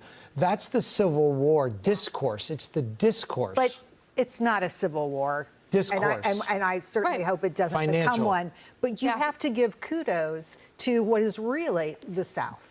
It's Florida, it's Texas, it's North Carolina, it's South Carolina, it's Georgia. These states have planned this. They have worked very hard to get these businesses to come to their states. They deserve kudos because they're appealing to people like you. They do, but somebody still needs to build cars in Michigan and build and have steel plants in other places where the people in Georgia don't want it by Savannah because it's too pretty by the beach. Well, Savannah is one city, I know, but there friend. still has to be a place for our country to have different industries and different functions being provided by them. But everything's mobile. Everything's mobile. Even industry is mobile. I don't have a problem with that. You're getting at something that I think is really interesting. It's this idea, and Trump is sort of playing with this idea with Mamdani right now, which is that if you destroy the city and you impose all these crazy, budgets that don't work and whatever, don't come looking at me for federal funding. And that's where I think this ultimately goes. If you destroy your city or state, there should be no money left. So that's what I was going to say is the demarcation line between blue and red state is blurred when it comes down to how none of the states really want accountability when it comes to their social programs.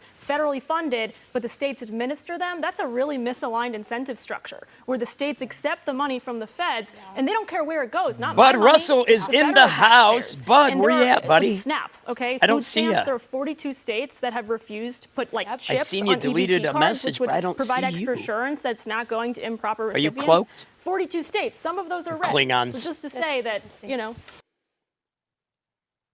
Oh, oops. I hit refresh. I needed to anyway. Oh, wait a minute. Oh, that video is over. What happened to the video? Okay, well, I guess we're up. We're on to another video. Sorry about that, guys. I wasn't paying attention. I'm actually multitasking. But here we go. Punch it, Chewie. Levin, host of Life, Liberty, and Oh, Levin. yes. Mark Levin. Great I to love have him. you with us today. I'd like to start by asking you to comment on this opinion piece in the Wall Street Journal, and then we can broaden it out to the Strait and Israel, of course.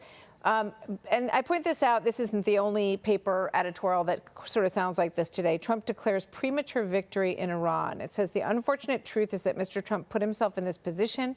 Inconsistent rhetoric on the war, claims of victory, and unleashing hell to Iran's civilization, raise global fears, and undermine support at home and abroad. The next test for Mr. Trump will be whether he takes his 2-week ceasefire deadline seriously. So that you can sort of throw into a ball of coverage that is quite similar to that. The signal's just too crisp and clear. When you see weird. That, Mark? Well, I don't normally waste my time reading editorial pages because I don't care what about 6 guys sitting in a skyscraper have to say about anything. Exactly. The fact of the matter is this. I love Mark Levin. I think he's fantastic. Today, but go give Mark Levin a sub. The president did something no president has done in half a century. Guys, we're 8 subs away from 3,800. Nuclear issue. We're going to take care of this enrichment issue. They're not going to get to blackmail us. They're not going to get to fund terrorism anymore. They've killed thousands of American citizens and military personnel. We're not putting up with that anymore. They're spreading terrorism all over the world. They tried to assassinate me. We're not putting up with that anymore. There's Jeff. Hey, Jeff, how you doing, buddy? We're going to take care of this once and for all. We're not going to push it off to the next generation. My envoy came back, Steve Witkoff. He said they were bragging about the fact that they could have 11 nuclear bombs in 10 days. And I'm supposed to listen to Chuck Schumer? I'm supposed to waste my time with AOC? Come on, preach it, Mark. Page has Tear to it up. say he's the president of the United States. He knows what he's doing. My issue here is they say premature. He's sending mixed signals. Premature, I don't think he's premature at all. And he hasn't sent mixed signals unless he wants to send mixed signals. And that's the way he negotiates and so forth. So the fact of the matter is this regime is dead. The question is whether we let it live, whether we allow it to breathe life into it. Yes, and that's preach, why these Brother negotiations Levin. are critical. I agree with almost everything General Kellogg had to say. They are dead men walking. Excellent thing to say, Jeff. That's absolute fact. Amen, as bro. As the Straits go, that's international waters. They don't get to control it. There's 8 countries on the shoreline of that navigable area. Who says Iran gets to make decisions about what goes on there? They have to be put in their place. If it were me, I'm not president, so I'm just projecting. I'd say, here are my 12 points. You surrender, or we'll see you in a week or 2. And that's that. We're not there negotiating any kind of deal. We're negotiating their surrender. That's my view. This president has been up against the Democrats. He's been up against the woke right. He's been up against the media. He's been up against the UN. He's been up against NATO. And he's doing the right thing. They've had 50 years to figure this out. And he's figured it out. And he says no to all these other people. They're wrong. What would we do today, Martha, if they had a nuclear weapon? They'd control the Straits. And there's not a damn thing we could do about it. They control the entire oil in that entire region. That whole region would change with China's presence, with Russia's presence, and so forth and so on. Moreover, we got a new poll up. Have you hit that subscribe button? These We're are 8 subs away bombers. from They'd be suicide 3,800. bombers with nuclear weapons. And they 8 could subs. use those That's all I nuclear need. weapons to kill tens of millions of Americans. Let me ask you. Donald Trump's the president. He has to make those decisions. Let me ask you, because the question of this ceasefire, and, you know, from everything I'm hearing, I know General Kellogg said, you know, I didn't support a ceasefire at this point, but the president made that decision, and that, you know, that's where we are now. So a lot is going to depend on this decision, these meetings that are going to happen in Pakistan. What's your take on it? Do you think it was too soon? Do you agree with it? I mean, who am I? I wouldn't have done it, but he's done it. And he's smarter than I am. He has more information than I have. Right. And so far, when it comes to foreign policy and so forth, it's almost been absolutely pristine. So he has information I don't have. I think in the end, they have to be finished off, unless there's some kind of deal. And I also think this government has to go. It's an illegitimate government. It slaughters its own people. Well, it's not a government of the it's pretty clear people. the same guys are in charge right now, right? I mean, we have not had a regime change. Right. The same guys are in charge. Am I right? Well, here's my take on it. The fact of the matter is that we went to war with this regime, and this regime lost. We didn't go to war with the people of Iran. They're two separate things. Absolutely. We don't want a democracy project. The American people don't want a democracy project. So what? We take this regime out, we put in a temporary government, and they can figure out what they're going to do. Whether they want a democracy, whether they want a king, whether they want a prince, whether they want a queen. You know, that whole area is full of dictators and monarchs. If that's what they want, that's great. We're taking out that regime because it's our enemy. We're taking out that regime because it killed our people. We're taking out that regime because they wanted nukes. And if it remains in some form, you know, it's like a weed whacker. The weeds grow. They keep coming. You might get the top of it in the next level, but the weeds keep growing. And if we don't get down into the weeds, they're going to keep growing. Mark Levin, as always, thank you very much. The man. Be sure to like and subscribe for Let's all see. the Fox Here we go News with another latest video on YouTube and catch full right shows here, streaming right now on on Mike Shriver Ministries. No place I'd rather be. Now I bring to you the great, probably the best news guy on the earth right now, Jesse Watters Prime Time, a full episode for you and me to spread the great news of the Trump train. Yeah, on the Trump train. The liberals are insane. From California to Maine, but we're on the Trump train. Continuously winning again. I got to make up more words to it. To President Trump's leadership. Hey, Iran, we gave Oh, come on. you the damn coordinates to the White House. Anytime What? you feel like it would be nice. We're counting on you. The Democrats have a beef. Wait a minute, wait a minute, wait a Trump's minute. Big, Start that beautiful over. brain. Welcome to Jesse Watters Prime Time tonight. So consider him daddy after yesterday? Hey, yeah, sometimes daddy has to be angry. NATO, the ceasefire, and the strait. Is the world safer today than it was before the war was started? Absolutely. Because, and this is thanks to President Trump's leadership. Hey, Iran, we gave you the damn coordinates to the White House. Anytime you feel like it would be nice. Watch your mouth, We're woman. counting on you. The Democrats have a beef with Trump's big, beautiful brain. America wants no corruption in White House. We're gonna fight all the way. Let's go, man. They provided $0 to deal with the ongoing genocide of MMIW G2S LGBTQIA+. Happy DEI Thursday. I can't stop thinking about how grass lawns are racist and like based in white supremacy. Get out of my channel, you hack. Whoa! Oh, I think I'm pulling out of the car. What? What was that? That was great. I can't wait to hear what that's all about. That's funny. Liberals are insane. Says if we don't make a deal, it's going to be very painful for Iran. Their negotiation tactic right now, stall. They'll try to delay and drag this out because they're really masters at this. I mean, they've been at this for years, and they're excellent at it. And they'll drag it out because they want more pressure on the president not to start again, because oil prices are down, markets up, people are feeling better, political pressure's off him, and the idea of going back in, you know, would be a very unpopular start, for sure. And I think he has to do exactly that, but hold to the 2-week deadline. Iran can't outgun us, so they're trying to outlast us. America's patience is running thin, and so is Iran's grace period. They promised to completely open up the strait, and all we're getting is a trickle. In 48 hours, only 10 ships have crossed, only 2 of them oil tankers. Before the war, hundreds sailed through every day. And now they want to set up a little toll booth. At first, Trump wanted a cut, but now he's soured on the concept. He said, quote, they better not be, and if they are, they better stop now. Bridge and Power Plant Day made the gay Ayatollah wake up from his coma, and he told his ministers to get a deal done and open the strait. So why isn't the strait open? That's what the president wants to know. Quote, Iran is doing a very poor job, dishonorable, some would say, of allowing oil to go through the Strait of Hormuz. That is not the agreement we have. The Iranian ministers who cut a deal with Trump, how do they even tell the toll booth operators on Karg Island there's a truce? No one has cell phones. They're hiding in caves. There's no internet. It's like 10 years after World War II was over. We were still finding Japanese soldiers armed to the teeth on a jungle island.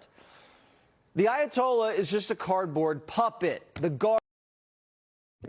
Stop the press. Is that Barry 32.7? Well, for one, I'm making him an honorary moderator automatically. I've watched Barry's channel. Now, it's been a while since I have, but I've been so busy building this through the Lord and his mercy and grace and a few good Christians. I've got atheists in here. But when I seen Barry pop up on my screen, I said, that is a man I respect. That is a man of honor and dignity that loves Christ above all things. Barry 3207. I got his YouTube channel. I'm pretty sure it's this address right here. Listen, I'm helping people build their ministry channels. I got 2-3 men under my channel, which they're not really under me. They're under Christ, but I'm trying to do my best to help them as they've helped me. So I know you guys are like, oh, get back to the news. Well, guess what? The Bible says give honor where honor is due. And the Lord becomes first of all things, above all things, even the news. Yes, and even Trump. Because Daniel chapter 2, verse 21 says, God sets up kings and he takes them down and he raised Trump back up. It's in the Bible. God's in control. Governors are chosen by God. Mayors. The whole thing is divinely inspired. Yeah, Jesse's a clown, but guess what? Get out of my channel, you hack. Okay, I want you guys to go to this YouTube channel. I want you to give Barry a subscription to his channel. He is a great man of God, and I got much respect for him. I enjoy his walks in the summertime as he's talking about the Lord. 3270, right here. Now, this link should work in theory. Let me see if it works. And then I'm getting back to the news, but I am not going to just ignore a valued man of God when he walks into my chat. I haven't seen him for a while, but I understand he's a content creator. But he's inspired me. Last summer, I listened to him quite often. He might not have knew I was there sometimes, but there were times when he did. We need more men of God. We need that. We are the generation on which the ends of the earth have come. Now, Jesus said, end of the world. Don't panic. There's not going to be a nuclear holocaust, no global thermonuclear war that would destroy the planet. You could not have the book of Revelation happen if the human race just got vaporized. You may have a small nuclear exchange. 1/3 of the earth will burn up during World War III. That's scripture. 1/3 of the grass. Sorry, I had to rephrase that. 1/3 of the planet's grass will burn within the 7-year tribulation. But Barry, please go give him a subscription. It took me right to his channel, right to his subscribe page. Barry, thank you. You don't even understand how much you inspired me to start my channel. And keep going. Now, of course, we're led by the Spirit of God, but God uses humanity to get his work done. Moses, Elijah, the double portion prophet, Elisha. And when I see a man of God walk in the room, I ain't just going to ignore it. I'm not going to ignore him. Go to Barry, give him a sub. Please. I don't need to beg you. I don't think you're going to be disappointed with him because I wasn't. He's inspirational. All right, back to the news. And thank you, Barry, for being live with us. Wow. Took my breath away when you entered the room, bro. I get it. I know you're just a man, but you're a man of God. And that demands immediate respect. All right, punch it, Chewy. Guard runs the country. The mullahs are canceled. It's a military dictatorship now. And in order for the generals to survive, they need currency. And they found a way to make money off the strait. Cleveland Browns. And toll fees. I'm a Cleveland Browns fan. Absolutely. Their factories, steel and chemical plants. There's mass unemployment. No one's getting paid. All right. And if you're going to be a jerk, get out of my channel. They lost the war, so manipulating Hormuz is their last resort. You just It makes America mad, and it makes them money. The gay Ayatollah and his ministers aren't in charge, and they don't have the clout to negotiate with Vance. Oh, they got a Romans The chapter IRGC 1 to prime fight minister to the or death. whatever he is. They didn't even want a ceasefire. They want to rule from a bunker, meet their 72 virgins. They've been trying to derail talks. They even launched Someone drones didn't give him at the the memo. Saudis. There's no sex in Former heaven. CIA Director General David Petraeus says it's going to take some savvy negotiating to get their finger off the trigger and crack Thank open you, that Robert strait. E1H. Welcome to Mike Shriver Ministries right here on to YouTube. get it back to what it was. Thank you for the which is $2, an good sir. international waterway, not You have no controlled idea by what that any means to me country and my daughter. open to all without tariffs and tolls. Iran clearly is able right now, because of its ability to disrupt freedom of navigation. It has some real strategic power out of this, and it's using that, of course, to influence developments in Lebanon and try to protect its proxy there, Hezbollah, to the extent that it can. The Iranians claim they closed the strait because Hey, Israel Barry, kept are you going still with ham me, or on did you? Hezbollah. I think he just stopped to Trump say got hi. Netanyahu to lay off the proxies for now, so we're about to see if the regime's playing games. The president says he's very optimistic that a peace deal will happen, and that Iran's leaders talk much differently when they're at a meeting than they do to the press. Sorry about they're that. much more reasonable, he says. And the Europeans better man up. Sorry about The that head of extra NATO sound in is the background. DC. My He met with the smartphone president was last night, Pastor and Daddy Benjamin told him he's Kreitz. disappointed. And within days, expects the Europeans to fire up a Hormuz coalition. NATO says they're working on it. Each country is now looking for what they can do. Did we to get the contribute 8 subs to we this, needed? to make sure that the Strait of Hormuz stays open. Brits, begrudgingly, are saying they'll take the lead. This war wasn't our war, but my job is to protect the UK. It's already had an impact on the UK, and it's very important we get the Strait of Hormuz open. There's a lot of work to do there. The British have 2 carriers sitting on the side of the seashore in South England. Why am I not One's surprised? in for repairs. The Starmer. other's just docked. It's like owning a Lamborghini, but you're afraid to drive it. We need 4 Same more thing with subs the for French. 3,800 They have a subs. nuclear-powered aircraft Hit carrier, that sub the button. Charles de Gaulle. It's just hanging around the Mediterranean. It could be in the Gulf in just a few days. We saved the French twice from the Germans. Yep. They can't do mop-up No duty in the respect Strait for the with U.S. Iran's entire navy at the bottom of the sea. And Italy might be I don't game get no too. They say, respect. we'll see. Rodney Daddy's got to get the Dangerfield, kids to move out. 1980s. They can't live in the basement forever. But if they do, they got to pay rent. Do you still consider him daddy after yesterday? Well, on the daddy thing, this is a language problem. In Dutch, you would say, hey, the translation of your father is daddy. And I said, hey, yeah, sometimes daddy has to be angry. So I was not calling him my daddy, but saying... We of watched course, that guy daddy live has right here on also Mike special Shriver Ministries connotation, today. He's funny. and now I have like to this live with guy. the rest of my life. Europe gets most of its oil from the Strait. So if it doesn't open soon, they might have to ration fuel. Same thing with the Asians. I love our allies, but they're on welfare, and it's ruined their work ethic. That's a good way to NATO put it, with admits we won Starmer the in war, charge of England. but they won't help win the peace. Is the world safer today than it was before the war was started? Absolutely. Because, and this is thanks to President Trump's leadership, degrading these capabilities is really, Amen. is really very important And thanks for to your Jesus and my Christ above safety even here Trump, in the U.S., folks. in Europe, in the Middle East. Trump's going to China in a month. If the strait's closed when he lands in Beijing, that's no bueno. China's going to use that leverage against us. If the strait can't be opened diplomatically, then it's time for bridge and power plant day. The regime's completely defenseless. In less than 40 days, we used just 10% of our combat power to dismantle one of the largest militaries in the world. In 2 weeks, we'll be rested, replenished, and rearmed.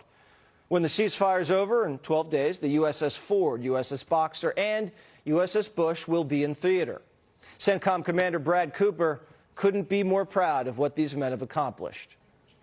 Iran has suffered a generational military defeat. The United States and Israel systematically destroyed Iran's ability to conduct large-scale military operations for years to come. Iran's conventional military capability, built over 40 years at the cost of billions of dollars, has been eliminated. So to all our soldiers, sailors, Marines, airmen, guardians, and Coast Guardsmen operating forward, you represent the strongest, most lethal military the world has ever known. When the Trump team meets with the Iranian delegation in Pakistan on Saturday, they should listen to the Iranian BS then just walk out of the meeting. And the president should say, Iran still hasn't opened the strait. They're screwing around. Ceasefire's off. Market panics, oil jumps, and the whole world will see the Iranians as unreasonable and causing an economic crisis. The whole world will turn against them, and they'll be in a worse position than before. And they'll be under so much pressure, they'll have to open up the strait. Kurt Leopold is a military analyst and a retired U.S. Navy commander. I mean, that was just the diplomatic Jesse Waters talking. I have no idea if that's going to work, but it's a shot, because if it's not going to be open diplomatically, can it be open militarily? Well, Jesse, there's a number of options that are available to us. Yes, we can go back to the kinetic operations where we hammer their bridges and electrical stations, but there's also another one. Everybody's been talking about Karg Island. Here's a great Karg opportunity. Island, that's we a don't big even deal. need to land That's a forces big there. deal. What we need to do is isolate that island, put out the word that it is quarantined. Make sure there are no pilots. Those are the individuals that take those very large container ships in and out of the ports to get Iranian oil, and tell them, no, you're not allowed to do that anymore. Your pilot shack is now a target. You don't want to take those ships in and out. And that cuts off Kurt, their I kind of economic agree lifeline with you with without that us statement. risking forces ashore. I By got a the same feeling they token, do have more that weapons builds in hidden time where for we us to can't even continue get to them, replenish, like and also way for underground. those British mine sweeps and others to get there, so a coalition of the willing it's from very Europe possible. can, in fact, start to contribute in a meaningful manner. I'm not saying this is a bad idea. I'm just trying to run through the repercussions. So if you have a naval blockade of Karg, that then will raise the world price of oil dramatically, and it'll really piss off the Chinese. What happens then? How long does that last, that embargo of that island? Well, I think it lasts until we can figure out what the Iranians are doing, continue to target their command and control, and if necessary, continue the kinetic attacks like you intimated. Go after those bridges. Go after that electrical plants. Put them down and make them hurt. Take them down to their knees if we absolutely have to. But we try to do it in a manner initially by putting a stranglehold on Karg where they cannot get oil out. And if China gets upset, gee, that's a win-win for the United States right there, because right now, China continues to, I mean, look at what they're doing. They're not a competitor. They're not an adversary. They're the enemy. Billions of cyber attacks every day. Theft of our intellectual property, continuing to build out militarized islands in the South China Sea to do what Iran is doing in the Strait of Hormuz in that part of the world. Would we? The other thing that I worry about. Go ahead, Let me Jesse. ask you, would we need the NATO navies to help with the blockade of that nature, or could we do that solo? I assume solo. 2 more subs. We to could do it solo 3,800. I ourselves. We have need the 2 more capability. subs. Look at an Aegis-guided missile destroyer, and they are more than capable of going into that close area, being able to defend themselves, and being able to also project power much quicker with those Tomahawk missiles that they've just handily finished replenishing. What's going on with NATO? Are they going to get their act together, or is this just a lost cause? I think they'll eventually get their act together, whether they like it or not. Everyone's been talking about Iran being a problem for 47 years, killing thousands and tens of thousands of their own peoples and others around the world. #1 state sponsor of terrorism, developing a nuclear weapon. But at the end of the day, nobody wanted to do anything. Finally, we have the leadership that has said, I'm going to do something, and everyone cowers. And I even worry here in the United States. You Silly me had his mic up want again. Trump Yeah. to fail and allow Thank you Iran for your to win this. subscription, They would actually, I Didi think, wanna see Baramona. more Yeah, I'm American live 15 to bodies 20 show up at Dover 15 Air times Force or Base, 15 to because 20 if times Trump a week. fails, he can Sometime continue way the more if I'm not tradition tripping of over my American own presidents words. that haven't done That's that. what you get for that talking started fast. with Jimmy Carter. We need leadership. President Unite Trump needs to to be fight. given an opportunity. Welcome to the yes, house. it's going to be painful for that the the American Lord people built. for a short period of time. Not me. I'm just a man. The world is going to be safer because of it. Okay. Interesting days ahead. Kirk Leopold, thank you so much. Johnny's got the need for speed. Who is a better driver, men or women? You're going to get me killed, men. How does your wife drive? She's right there. I'm not going to... Terrible. She's great. She's great. Okay, let's get through these stupid commercials really quick. Thank you, Daddy. That was us over 10 years ago, filming Lightback's first commercial it's in our you. living room. Now, thought you were LifeVac one has of the saved cats making 5,000 noise. lives all over the world. All these people were saved by LifeVac. Okay, let's get past these commercials right here, right now. Nobody wants to hear dumb commercials. LifeVac is the They're only stupid. FDA Okay. I meant to mute, not pause. So, they're stuck in the family room. You cats would have been kitty cat popsicles by morning. Meow. That's true. Yeah, the penguins got it together. And I'm not talking to your sister penguin. Not your sister Faith. Yeah, penguins are very adaptive, definitely in cold weather. They know how to snuggle together and stay warm. Okay, here we go. Let's unmute this show and nuclear weapon. And rewind it just a wee bit. They respect leaders. Wee bit more. For the sake. Wee bit more. Trying to spare you the commercials. Nobody wants dumb commercials. It is the U.S. Yeah, I'll get better as I start doing this. What if your roof isn't worn? My roof's got trees on top of it, so I think it's worn out. Would be nice. Close enough. Anytime. Close enough. The man's god insane. And you're an idiot, you hack. Do it. Ribs also got real saucy. He wants to take Trump out to eat. President Trump threatened to wipe out an entire civilization. Let's be honest, there is something genuinely wrong with this man. And the 25th Amendment must be invoked before it's too late. For the sake of our national security, Donald Trump needs to go now. Trump's not talking tough to you, big guy. He's talking to the Persians. They don't do walks in the park or they-them pronouns. They respect leaders who actually these carry people, weight. these Dems are hacks. Not that kind of Michael, weight, welcome. real Michael weight. Thorne, good to have you with and us. they'll lie through their teeth to project power. They've been chanting death to America for decades while hiding behind babies and slaughtering ladies. So if you want to talk war crimes, let's start with those guys. Slaughtering ladies. Every single Wow, Democrat that's a running strong for president and every single Democrat in the Senate said we can never allow them to acquire a nuclear weapon.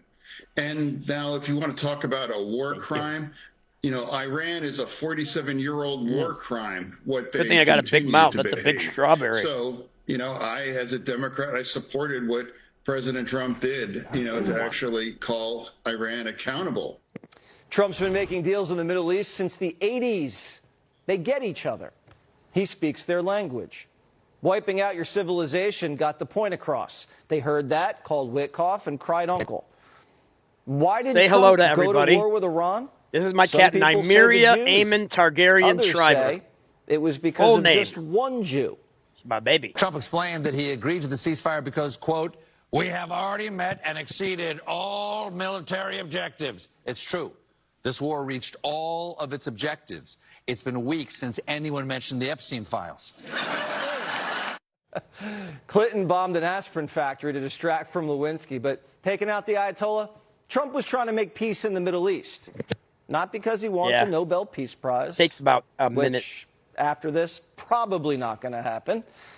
He didn't want the next president to have to face a stronger Iran.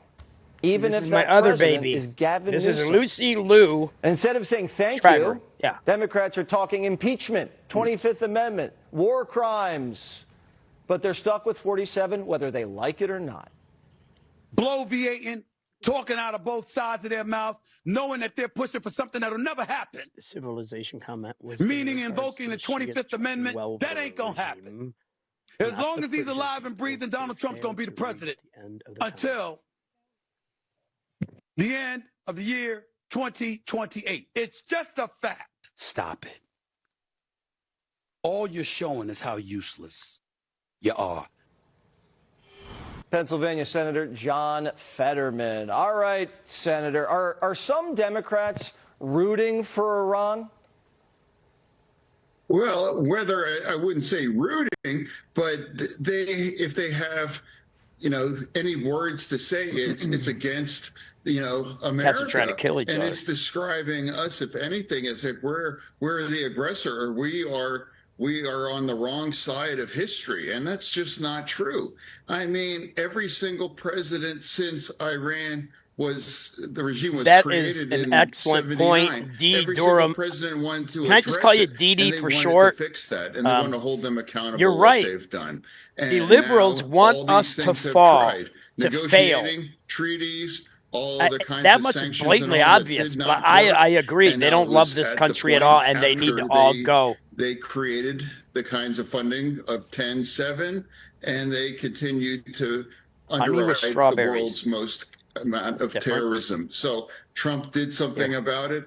And now, as a Democrat, I think we should all agree, hey, I think it's a good thing that Iran has been held accountable. And I'm going to be the only Democrat that's going to continue to support those efforts, because I can't imagine why we can't agree that it's a good thing. And now there are more things that are necessary at this point to achieve that. And I'm going to be the one Democrat that votes against the War Powers Act that, if it comes up next week. So we got one hopefully Democrat this war's with a wrapped brain. up before you need it. and I it's think that there's guy. another 60 days before you have to go to I'm talking Congress. about people in but Congress. Senator, do some members of your party think Trump is more dangerous than the Iranians?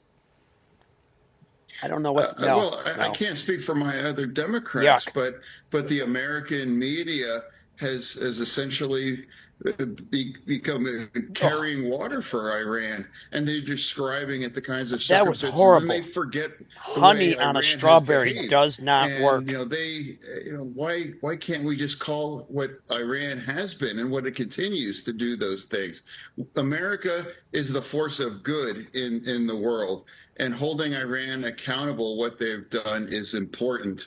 And now that's, we're 40 days into this war, and we have the opportunity to finish off this and to make the world more safe and more just and secure, not just in that region, but all across in the world.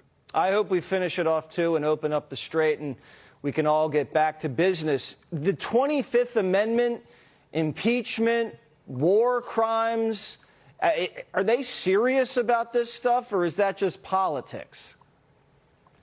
Well, I mean, sure, there are some of them are serious about those things, but like Stephen Smith just pointed out, that it's not going anywhere because they certainly won't have the votes to do those kind of things.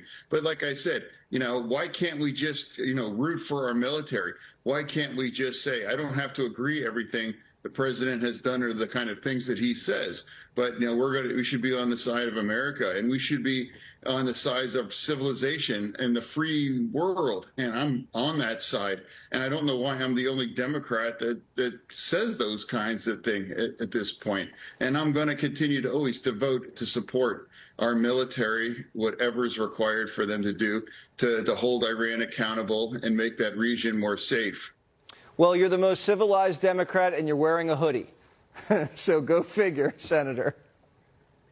Yeah, I mean, I don't listen to me about fashion, but I think more Democrats should listen to me and say, be on the right side of history and holding Iran accountable. And if you have to pick a side, pick our side, pick civilization, pick Israel. There was just a poll, I think it was today, Pew pointed out 80% of Democrats view Israel as negative. Like, that's insane. That's our special ally. That's the only place in the region that has the kind of values and the kinds of way that we live and what we want here as a Democrat. How is that possible that 8 out of 10 view Israel in a negative thing as Democrats? And I know it's even more and more unpopular about standing and agreeing about epic fury, but I will be the only Democrat in my caucus that's proud to stand with Israel. And I also think epic fury was necessary, and I'm going to continue. Good. Well, Senator, thanks for joining Jesse Watters Prime Time, and tell your dad I said what's up. 24 hours until splashdown. Something big is stirring up in our country, challenging the status quo, inspiring millions, and shaping the future of our nation. Welcome to the Great American Revival. The energy is on 1,000. There has been a resurgence of interest in Jewish life. Oh, those are commercials. We don't want the stupid commercials. Let's go ahead and mute the dumb commercials and fast forward through them. Easy and slow, but surely. Uh-oh. Yeah, did anybody watch Melania Trump today? In the chat, let me know in the chat if you watched Melania Trump today defend herself and her husband from the Epstein idiots. All right, here we go. put the mainstream media on blast over Epstein. Senior national correspondent Kevin Cork with more. Kevin. Evening, Jesse. To be sure, it was an extraordinary moment in a year inarguably filled with plenty of them. The First Lady of the United States of America, Melania Trump, coming out swinging today, metaphorically speaking, forcefully denying online speculation she had any ties to convicted sex offender, the late Jeffrey Epstein, or his accomplice, allegedly, convicted felon Ghislaine Maxwell. The lies linking me Texas, with the welcome in disgraceful from Jeffrey Texas. Epstein need to end today. I do not object to their ignorance, but rather I reject their mean-spirited attempts to defame my reputation. I got that whole video, lies, which is about fabrications, 5 and minutes false long. rumors I'll be playing that Epstein after was Jesse. the one who introduced After Jesse, the I first got that couple. whole video. I never been friends with Epstein. I am not Epstein's victim. Epstein did not introduce me to Donald Trump. I met my husband by chance at the New York City party in 1998. Oh, and that's not all. The First Lady is naming names, and she's practically incandescent with rage over how some in the media are trying to smear her name and her good reputation. To date, several individuals and companies have been legally obligated to publicly apologize and retract their lies about me, such as Daily Beast, James Carville, and HarperCollins UK. She's sick and tired of it, and I got she's that letting whole that video frustration coming out up just next. to defend the late Jeffrey Epstein or convicted felon Okay, Ghislaine so- Maxwell. so- Maxwell. The lies Okay, let's do it linking again. me with We're the buffering. I had to disgraceful fix it. Jeffrey Epstein need to end today. I do not object to their ignorance, but rather I reject their mean-spirited attempts to defame my It's reputation. fixed now. It's fixed now. Among the lies, fabrications, and false rumors that Epstein was the one who introduced the first couple? I never been friends with Epstein. I am not Epstein's victim. Epstein did not introduce me to Donald Trump. I It's met my fixed now. It's husband only by about, is it about a chance 60-second at the New York delay City between you party and I? in 1998. Oh, and that's not all. The First Lady is naming names, and she's practically incandescent with rage over how some in the media are trying to smear her name and her good reputation. Welcome back, To Brother date, Ken. We got some new people several tonight. individuals And I think we hit and 3,800 companies have been subs. legally obligated to publicly apologize and retract their lies about me. such as Daily 3809. Beast, That's beautiful. James Thank you, folks. Carville, and HarperCollins James UK. Carville. She's sick and tired of it, and she's letting that frustration out just a bit. And in perhaps the most striking moment of all today, Jesse, the First Lady called on congressional lawmakers to hear the testimony of Epstein's victims. I call on Congress to provide the women who have been victimized by Epstein with a public hearing specifically centered around the survivors. Give these victims their opportunity to testify under oath in front of Congress with the power of sworn testimony.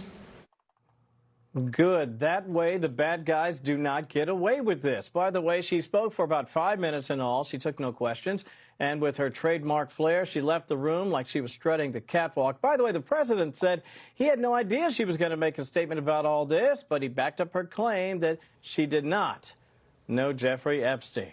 Jesse. Sometimes your wife does things and you find out afterwards. Yeah, Absolutely right. Daramon Thanks is so much. DD for short.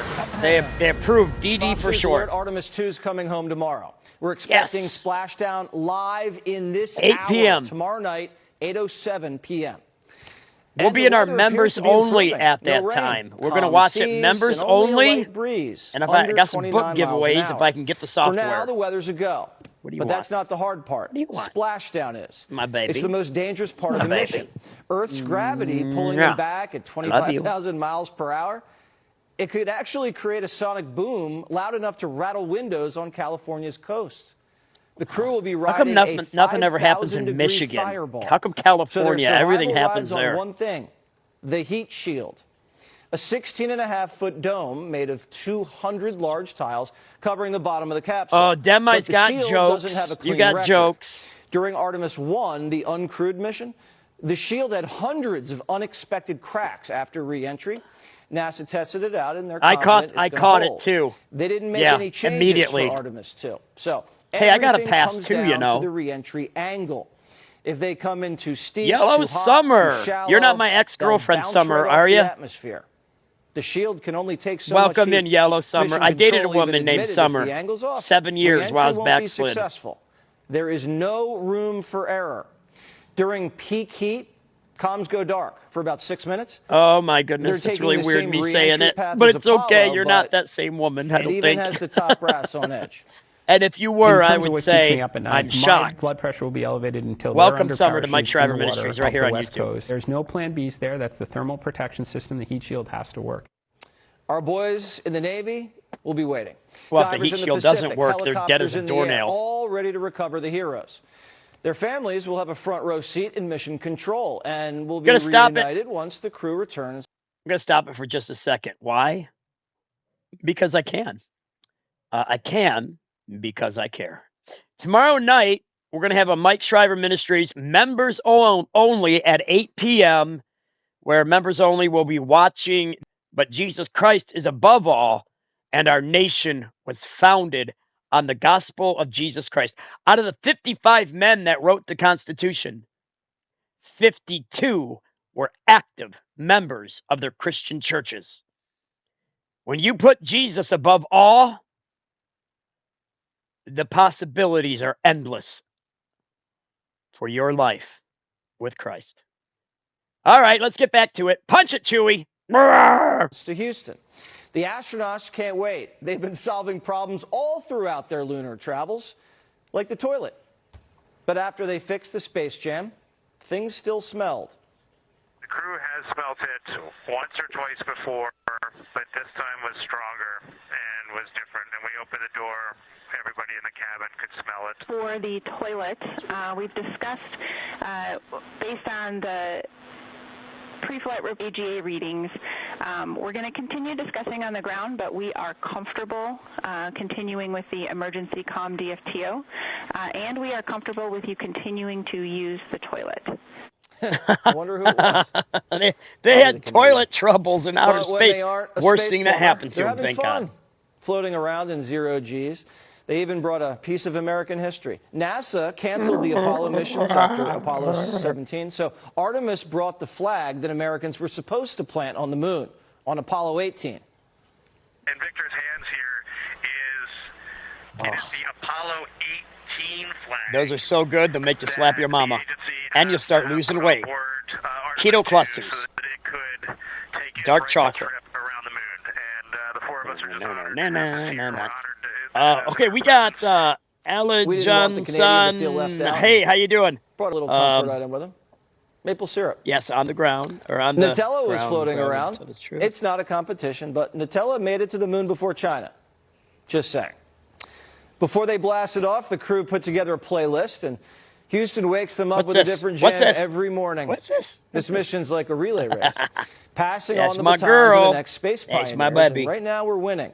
A lunar landing in 28 looks like a go.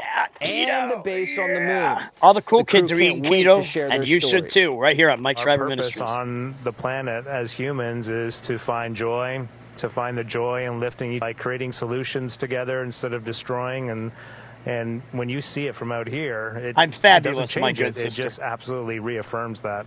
It's almost like seeing living proof of it. There's so many more pictures, so many more stories. Oh, strawberries. And, gosh, I haven't even begun to process what we've been through. And riding a fireball through the atmosphere is profound as well. I'm going to be thinking about and talking about all of these things Yep, for the those rest are of my life, girls. for sure. My girls. Frank Got Rubio two is a torty NASA shells. astronaut. All right, Frank. So this re-entry, What's I this? had no What's idea it was this dangerous. Like, what happens if nah, it doesn't go nah. right? Do they bounce off? She's like, Get me out of here, Dad. Well, good evening, Jesse. It's great to be with you. Yeah, you know, we're actually really confident in the heat shield. We're confident it's going to work well. So it's going to go as planned. And so they will burn off most of that speed as they rebuffering right now, brother Ken. Guide the capsule there we down go. into the We're water. good. It's going to So take about 60 seconds for you to see you're it. really going about 20 miles an hour, which without have an impact at all. Okay, good. The toilet. What is going on up there? What, of all things to screw up, I mean, the toilet? It's a pretty, you know, it's a test flight, thing right? to And so have we're happen. testing everything. We're testing the capsule, the heat shield. We're testing even the team, right, and how we run the mission. And we learn a lot. And so we'll gather the data. We'll make improvements for the next mission. Hey, brother Ken, is it still buffering for you? It's we'll good on my move end. forward to boots on the ground in 28. I mean, and they were only up there 10 days, right? You were up for 300. You can't have any mistakes. 300 days with no gravity. That could get ugly. Fantastic. For 300 days I at was least. fortunate to have the toilet work pretty much every day that we were up there. Amazing. So yeah, what listen, did you if you learn can't being take in a space? dump What up did you there, you're in notice about your serious trouble. body changing how you processed information, because those are some of the things that they're studying up there. Yeah, you know, the number one thing that I learned is that we as humans are incredibly adaptable. And so, you know, within the first day, your body's adjusting to the fact that it's in microgravity. And by day 3 or 4, you're really functioning at a very high level. A lot of that has to do with the incredible training that we have and the team that gets us ready to go to space. Lights off. But most of it is just our physiology adapts. And so as we prepare to go... Okay, I'm going to try to fix it again. I think that's going to be proven true over and over that we as humans it's can learn. It's smooth on my end. That's really weird. What's the most fun it might be being on your in side, zero but I'm not sure. It might actually be me. You know, I think there's a kid inside of all of us, right? So floating around, flying around, if you push yourself correctly, it's just a lot of fun. And so you're doing world-class science. You're exploring. You're pushing the boundaries of what humans can do.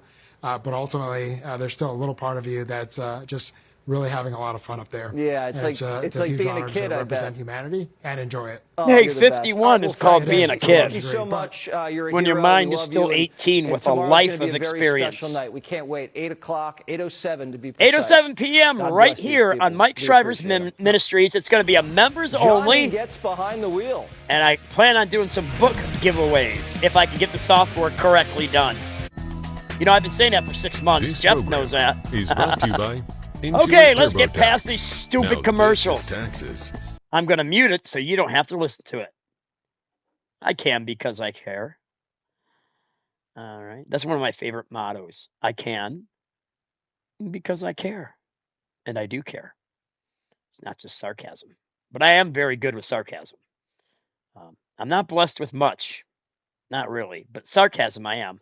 Oh, Hakeem. Oh, I want to wear it. I got a sombrero and a, what do you call it, a parka? And I got the sunglasses and the Mexican mustache. That's tomorrow night on the members only, Mike Shriver Ministries. When you come on screen tomorrow, when I go live for the members only, you will not recognize me. I guarantee it. I don't guarantee it. I guarantee it. Okay, enough of me yapping. Here we go. 40 Iranian leaders in 40 seconds. Finally, you're on the right side of history. On a gold mine. Call Coventry Direct I want to make sure you guys get all the news. 800-496-9200 or visit coventrydirect.com. This on a weekly basis. DEI is something we must have. Don't expect Happy intelligence. DEI Thursday, What? Primetime's favorite day of the week. It's in honor of Reverend Al Sharpton. We're bringing you the best stories about diversity, equity, and inclusion. First up, been putting off yard work? Congrats. You're on the right side of history. I can't stop thinking about how grass lawns are racist Huh? and based in white supremacy. It's really upsetting. Bring back weeds. Bring back clover yards. Can we just can anything just be okay in its natural state, or do we just have to wash everything? Get off my lawn. Meanwhile, Canada just dropped a new label, and it's a mouthful. They provided $0 to deal with the ongoing genocide of MMIW G2S LGBTQIA+. This is abhorrent.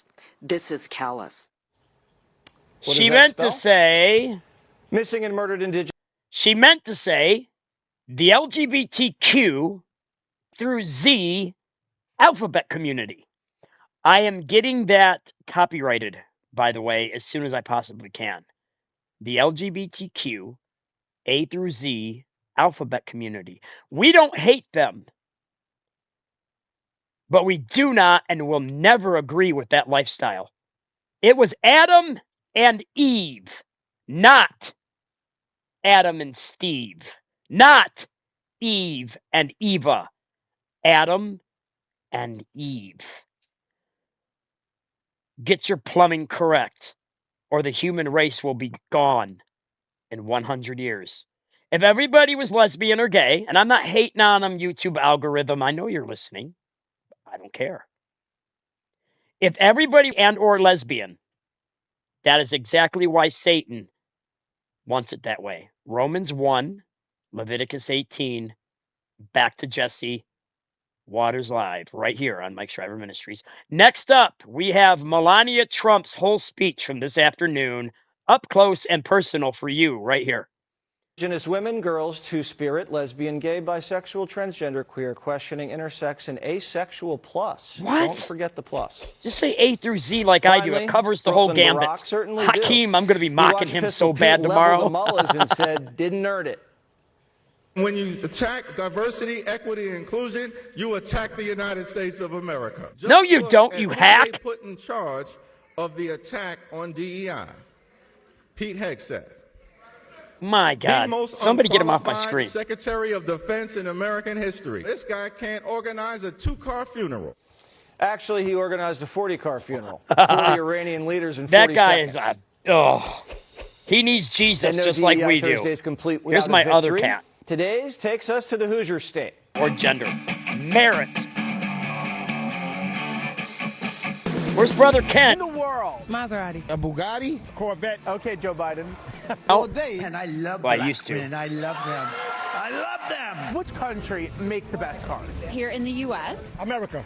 Oh, shut up and get out of my channel, you hack. You're gone. See ya. Made in the USA. What happened to that? I have some German blood in me. And my grandfather, Irish. Get to it, girl. Good job. You're getting good. Sushi. Are you a speed demon or a nervous Nancy? Speed demon. I'm from Staten Island, and they drive crazy there. Oh yeah, we punched it up to warp 9 here. If you ask NYPD, I like to go slow. That's a good one, Jeff. Welcome to Mike Shriver Minute. And look at this car. This is oh. Ooh, that's cool though. I'll say that. Yeah. If I wanted to buy this car, because I could totally afford it, how much money would it be? $3 million. $1 million. What? Who's a better driver, men does or that? women? Men all day. All day. Men. Is that a question? I mean, women, right? We just I'm sorry, ladies. I'm not sexist. The insurance company likes to say that. But I gotta say, men are better drivers. I'm actually we're at the end of Jesse Waters' prime time anyway, so yeah, well, we're close. I drive there it goes. There it goes. I gotta find one. Especially Staten Island drivers. They're driving. Afraid to say. I don't want men in women's bathrooms. You can't go too left. You can't go too right because you'll wipe out. Oh, so he's a centrist. Wipe out. Oh, so he's a centrist. Democrats. So that guy's a hate centrist, cars. right in the they middle. Want to charge you more to drive. They want you on the bus. The Democrats are snot. Look at my cat in the background. They don't like, she doesn't have fleas, but it's okay for them to go express themselves in every type of way, form, shape of Buffering, red alert, shields up. They just want money, money, money. Do you know what just $10 can do for Team Biden-Harris? President Trump says he knows gas prices are pretty high right now because of the war, but he says trust them, they're going to drop like a... Do you trust him? Trust him. I'll trust him. Trust him. He gonna trust him? Trust him. I'll trust him. Trust him. He gonna do something. We voted for him. We better trust him. We voted for him. We better trust him. The buffering should be fixed. Yeah, I do actually. And then I got Melania Trump, the full video for this afternoon. And then I got Melania Trump, the full video for this afternoon and early this afternoon because my handyman was here. With MyBo, eyes can feel. MyBo is the only prescription dry eye drop that targets too much tear evaporation by forming a protective layer. Melania Don't Trump use if allergic to MyBo. Remove contacts before using. Wait at least 30 minutes before putting them back in. Eye redness and blurred vision may occur. Ask your eye doctor about MyBo. I remember those commercials back in the day. Even All though right. they're growing up, Let's they do still need this, your folks. guidance. Let's do this. Like it? Yeah. We're going to cloak That's it. why last year, Instagram... We're going to cloak it. That's why last year, Instagram launched teen accounts, defaulting all teens into... He's pretty much over anyway. That was almost the entire hour, and nobody wants to watch. It was almost the entire hour, and nobody wants to watch commercials when you don't have to. Okay, so here we go, folks. I got her.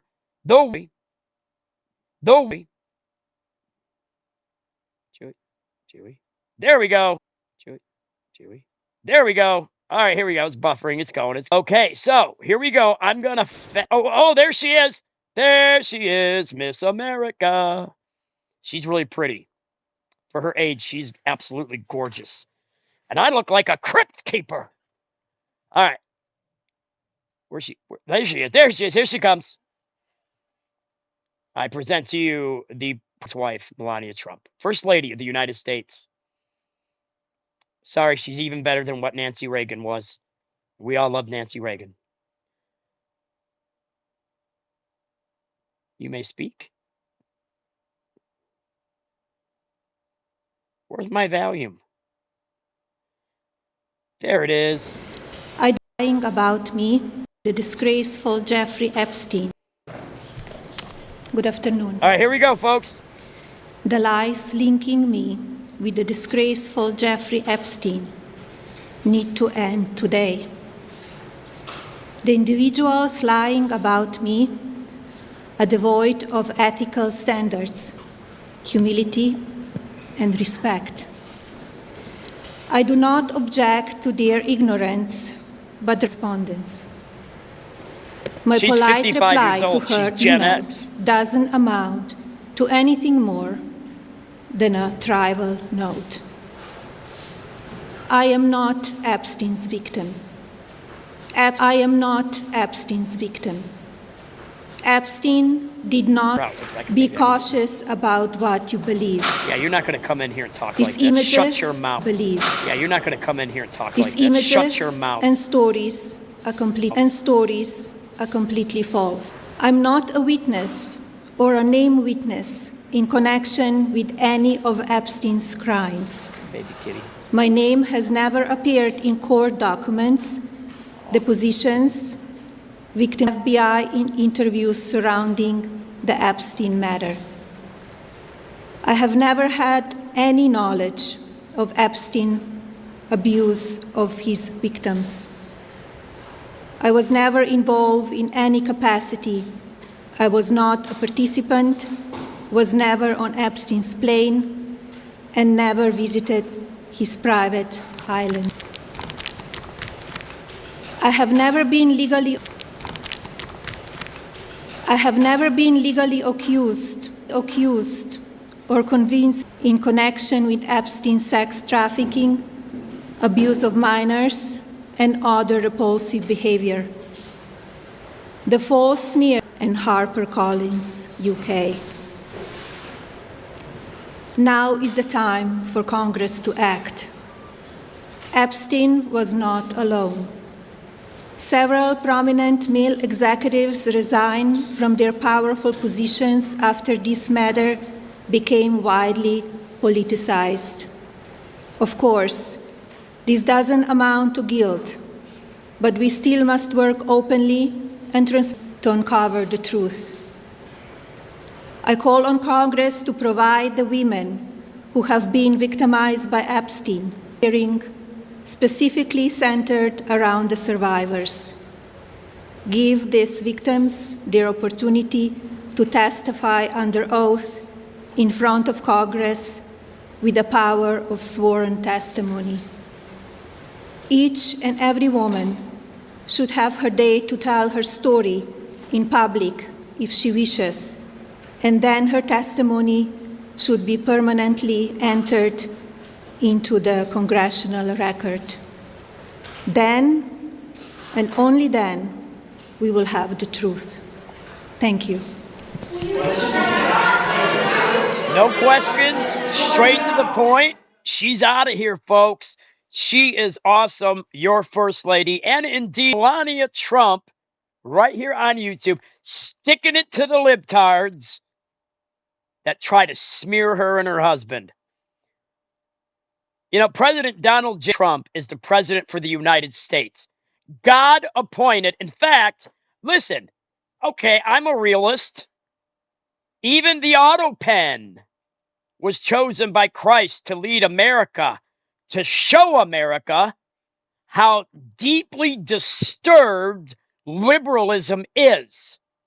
If we would have had, if they wouldn't have cheated, and we would have won the last 4 years, we would have had 8 years of Trump prosperity and wonderfulness, thanks to Jesus. He's above all. But we never would have known how deep the rabbit hole of liberalism truly goes. Let's move on for another. I get it. The man's the head of the family, as Christ is head of the church. The woman is supposed to be the keeper of the home, but I get it. In our generation, you got to have 2 people to make a living. That's just reality. And I'm getting Sean Hannity ready right now. That's just the reality of it. It takes 2 people to make a living. That doesn't change the fact that the man's the head of the family and the woman's the keeper. Help your wives clean the house and take care of the kids. My God, I was the one that cleaned the house 80% of the time when I was married 15 years. Now, don't get me wrong. She gave me 4 beautiful bambinos. And I can actually say I get along with her. And I do respect her. I do not love her anymore. But I respect her because she's the mother of my children. And she too has a soul that needs God just like I do, even though she's my ex-wife. I'm free to remarry so you can figure out who made the mistakes. Of course I made mistakes, but I didn't commit adultery. But I still care about her. My God, she was my first. She was my everything.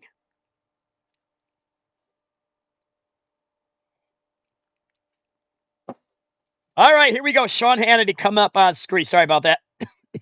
Actually, wait a minute. No, we want Sean. I love Sean Hannity. I listened to Rush Limbaugh and Sean Hannity in 2004 to 2006 when I was in Bible college running a DHL truck. That's how I learned about politics. Okay, where's he at? Okay. Thank you for your patience, guys. We have hit 3,000. Fine, I have to drink water.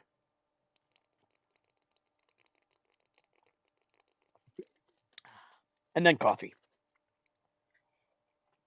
I got to wash down my water with my coffee. My coffee's my chaser.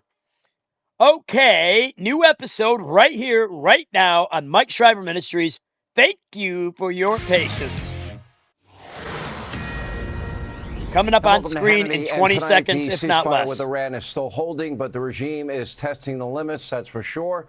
And at this hour, they are playing with fire. Coming up, we'll tell you everything you need to know about the ongoing situation that is unfolding in the Middle East. Also, trouble for Democrats ahead of the midterms. And here we go, folks. Full episode of Sean Hannity right here. And tonight, the ceasefire with Iran is still holding, but the regime is testing the limits, that's for sure. I fixed the sound. At this hour, they are playing with fire. Coming up, we'll tell you everything you need to know about the ongoing situation that is unfolding in the Middle East. Also, trouble for Democrats ahead of the midterms. More fraud in deep blue California, Minnesota. A Kamala district just went from a blue to red district in a local election. And the Democrats' newly elected governor in the Commonwealth of Virginia is now more unpopular than any of her recent predecessors, even the guy who dressed up in blackface and championed post-birth abortion. Former Governor Glenn Youngkin will join us and respond. And later, we will introduce you to a brand new woke acronym that the left will try to force upon you. Good luck trying to remember it. And Michael Moore is literally rooting for Iran and praising that society. But tonight we do begin in Iran, where the new regime is playing a very dangerous game in the Strait of Hormuz. Late this afternoon on Truth Social, President Trump issued the following statement, quote, "Oh, wait, wrong Iran Michael. is doing a very poor job. I knew that. Dishonorable, some would say, through the Strait of Hormuz. My name's that Michael. is not the agreement Mike we for have." short, though. In a previous because post, I'm the short. president accused Iran possibly, quote, of charging fees to tankers going through the Hormuz Strait. And earlier in the day, a more optimistic tone from President Trump telling NBC News that he's still optimistic about a peace deal. According to the president, Nectar's quote, in the house. How you doing, Nectar? Much differently when you're at a meeting than they do to the press.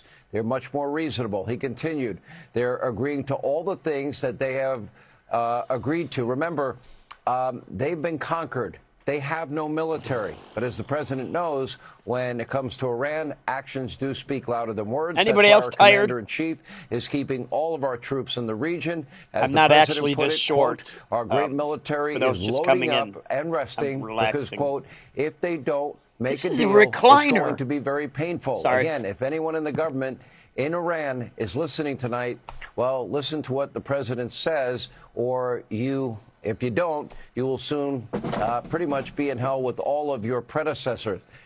Your call. Now, it's idiotic for anyone in the regime to impede traffic in any way through the Strait of Hormuz. This is very much a life or death situation for their entire government. President Trump has no problem bringing back, power plant and bridge day. These are I all just legitimate realized military this targets, reclines. in I spite got the of what the left recliner will out tell now you. in my chair. By the I way, forgot some all of you about at it for home like think 2 I look years. better in the dark. That just happens. It's called technology. It happens occasionally. Anyway, he is undeterred by the Democrats' fake claims of war crimes, and Iran's regime, they have no leverage. So again, Iran has two options at this hour. They can fully open the Strait of Hormuz. They can hand over all their nuclear material. That is a non-negotiable item. Or they can once again face the wrath of the U.S. military and Donald Trump. Here with the full report tonight of what is constantly evolving in the Middle East. Our own Mike Tobin is in Tel Aviv tonight. Mike. And Sean, the headline out of here is that talks are now on the books between Israel and Lebanon to be held next week in the United States. Prime Minister Benjamin Netanyahu said the goal of these talks are to disarm Hezbollah and create a historic peace agreement between Israel and Lebanon. The obstacle to this peace agreement is Iranian proxy Hezbollah. That is why Israel has been delivering additional reinvigorated airstrikes into the south of Lebanon, trying to stop the rocket fire. They claim to have killed some 200 Hezbollah operatives. Iran says that's a violation of the ceasefire. Keep on The US killing and Israel every one of insist them. Lebanon is not part of the ceasefire deal, and the IDF says until the talks, Lebanon is now their primary arena for this war. The Hezbollah terrorist organization is desperate for a ceasefire, and its Iranian patrons are also applying pressure and issuing threats out of deep concern that Israel will crush Hezbollah. And for the first time since the ceasefire, ships have moved through the Strait of Hormuz. Some tankers, some cargo. About Hey, 9 Pastor of them Kreitz, made it are you through by still the with end of me, business on or Thursday. you might have to work in the morning? Got Or wind that Iran was charging tolls and posted. They better sending not me a be, message to and your if they phone, are, Pastor they Kreitz, better if you're stop. still here. Meantime, the combat continues. The airstrikes are going in this evening into the south of Lebanon. That with the prediction that Hezbollah was going to fire more rockets into Israel. In fact, they fired one rocket that flew all the way from Lebanon over our position here in Tel Aviv and was intercepted over the town of Ashdod, about halfway between Tel Aviv and the Gaza Strip. Sean? All right, but Mike, to be clear here, Well, Lebanon was not part of the original I hope deal, we and start at the knocking the behest of snot President out of Trump, them again. Israel We has never agreed should have to stopped. negotiate, Now you give them time with to Lebanon, rearm to and get stop more Hezbollah weapons in snuck the region, in. We if should in have fact crushed they want them. to have such a ceasefire themselves, correct? Correct. Iran has insisted. Thank you, Mike, for that report. Joining us now with more, Texas Senator Ted Cruz. Senator, it seems like this operation is going to wind down the easy way or the hard way. So far, the Iranians, at least the top 3 tiers of leadership, we're now at level 4 and 5. The president, his Middle East envoy, Steve Witkoff, seem to think that this 4th, 5th tier leadership that has emerged is being far more reasonable. And as a matter of fact, the president pretty much confirming that on paper, as it relates to the 60% enriched uranium, uranium opening the Strait of Hormuz, and on a number of issues, ballistic missiles, funding proxies, they have agreed in principle, which is why the president did not follow through on Bridge and Infrastructure Day or Power Plant Day. So there is I wish he would have. What do you make of the dust-ups that have occurred, since the ceasefire began? Well, I think President Trump has shown bold leadership, and in terms of this military operation, virtually all of the military objectives have been achieved with incredible success. We've seen the air defenses of Iran almost totally obliterated. We have seen the ballistic missiles destroyed. We've seen the ballistic missile manufacturing destroyed. The same with drones, both drones and manufacturing destroyed. We've seen the Air Force almost entirely taken out. We've seen the Navy more than No, I don't get up early typically. Not typically. The biggest naval defeat I tried since to. World War II. In fact, we there's a have couple also 8 a.m. seen like Shriver Ministries. the Ayatollah and virtually all of the senior military leadership taken out. So in terms of a concentrated military operation, it's been incredibly successful. Now, there is a pause in hostilities, and President Trump is absolutely right when he has said maybe for the United States, but Iran is bombing all their neighbors. And number two, that they hand over the enriched uranium they have right now. President Trump is right to draw that line, to insist upon that. And he's been clear as well that Iran will open and keep open the Strait of Hormuz. They will not use it for negotiating or blackmail. And I think if they try to do so, the president's threat remains very operative, that if they shut down the Strait of Hormuz, if they break this agreement, that I think the president is prepared to take out the power generation in Iran and to take out the bridges of Iran. Hopefully, he does not have to do so, but the Iranian leadership is going to determine if they think he's bluffing and they try to call his bluff. It will not work out well. Here's the outcome I'd like to see. I'd like to see a peaceful Iran with a government that wants to be friends with America, that is not waging war on America, that is not killing Americans. That would be good for the people of Iran. That would be good for America. That's what President Trump, I believe, is trying to achieve. Do you believe that's possible? And, you know, the president did mention, he was questioned earlier in the week about arming civilians. Efforts apparently have been made, some more successful than others. Obviously,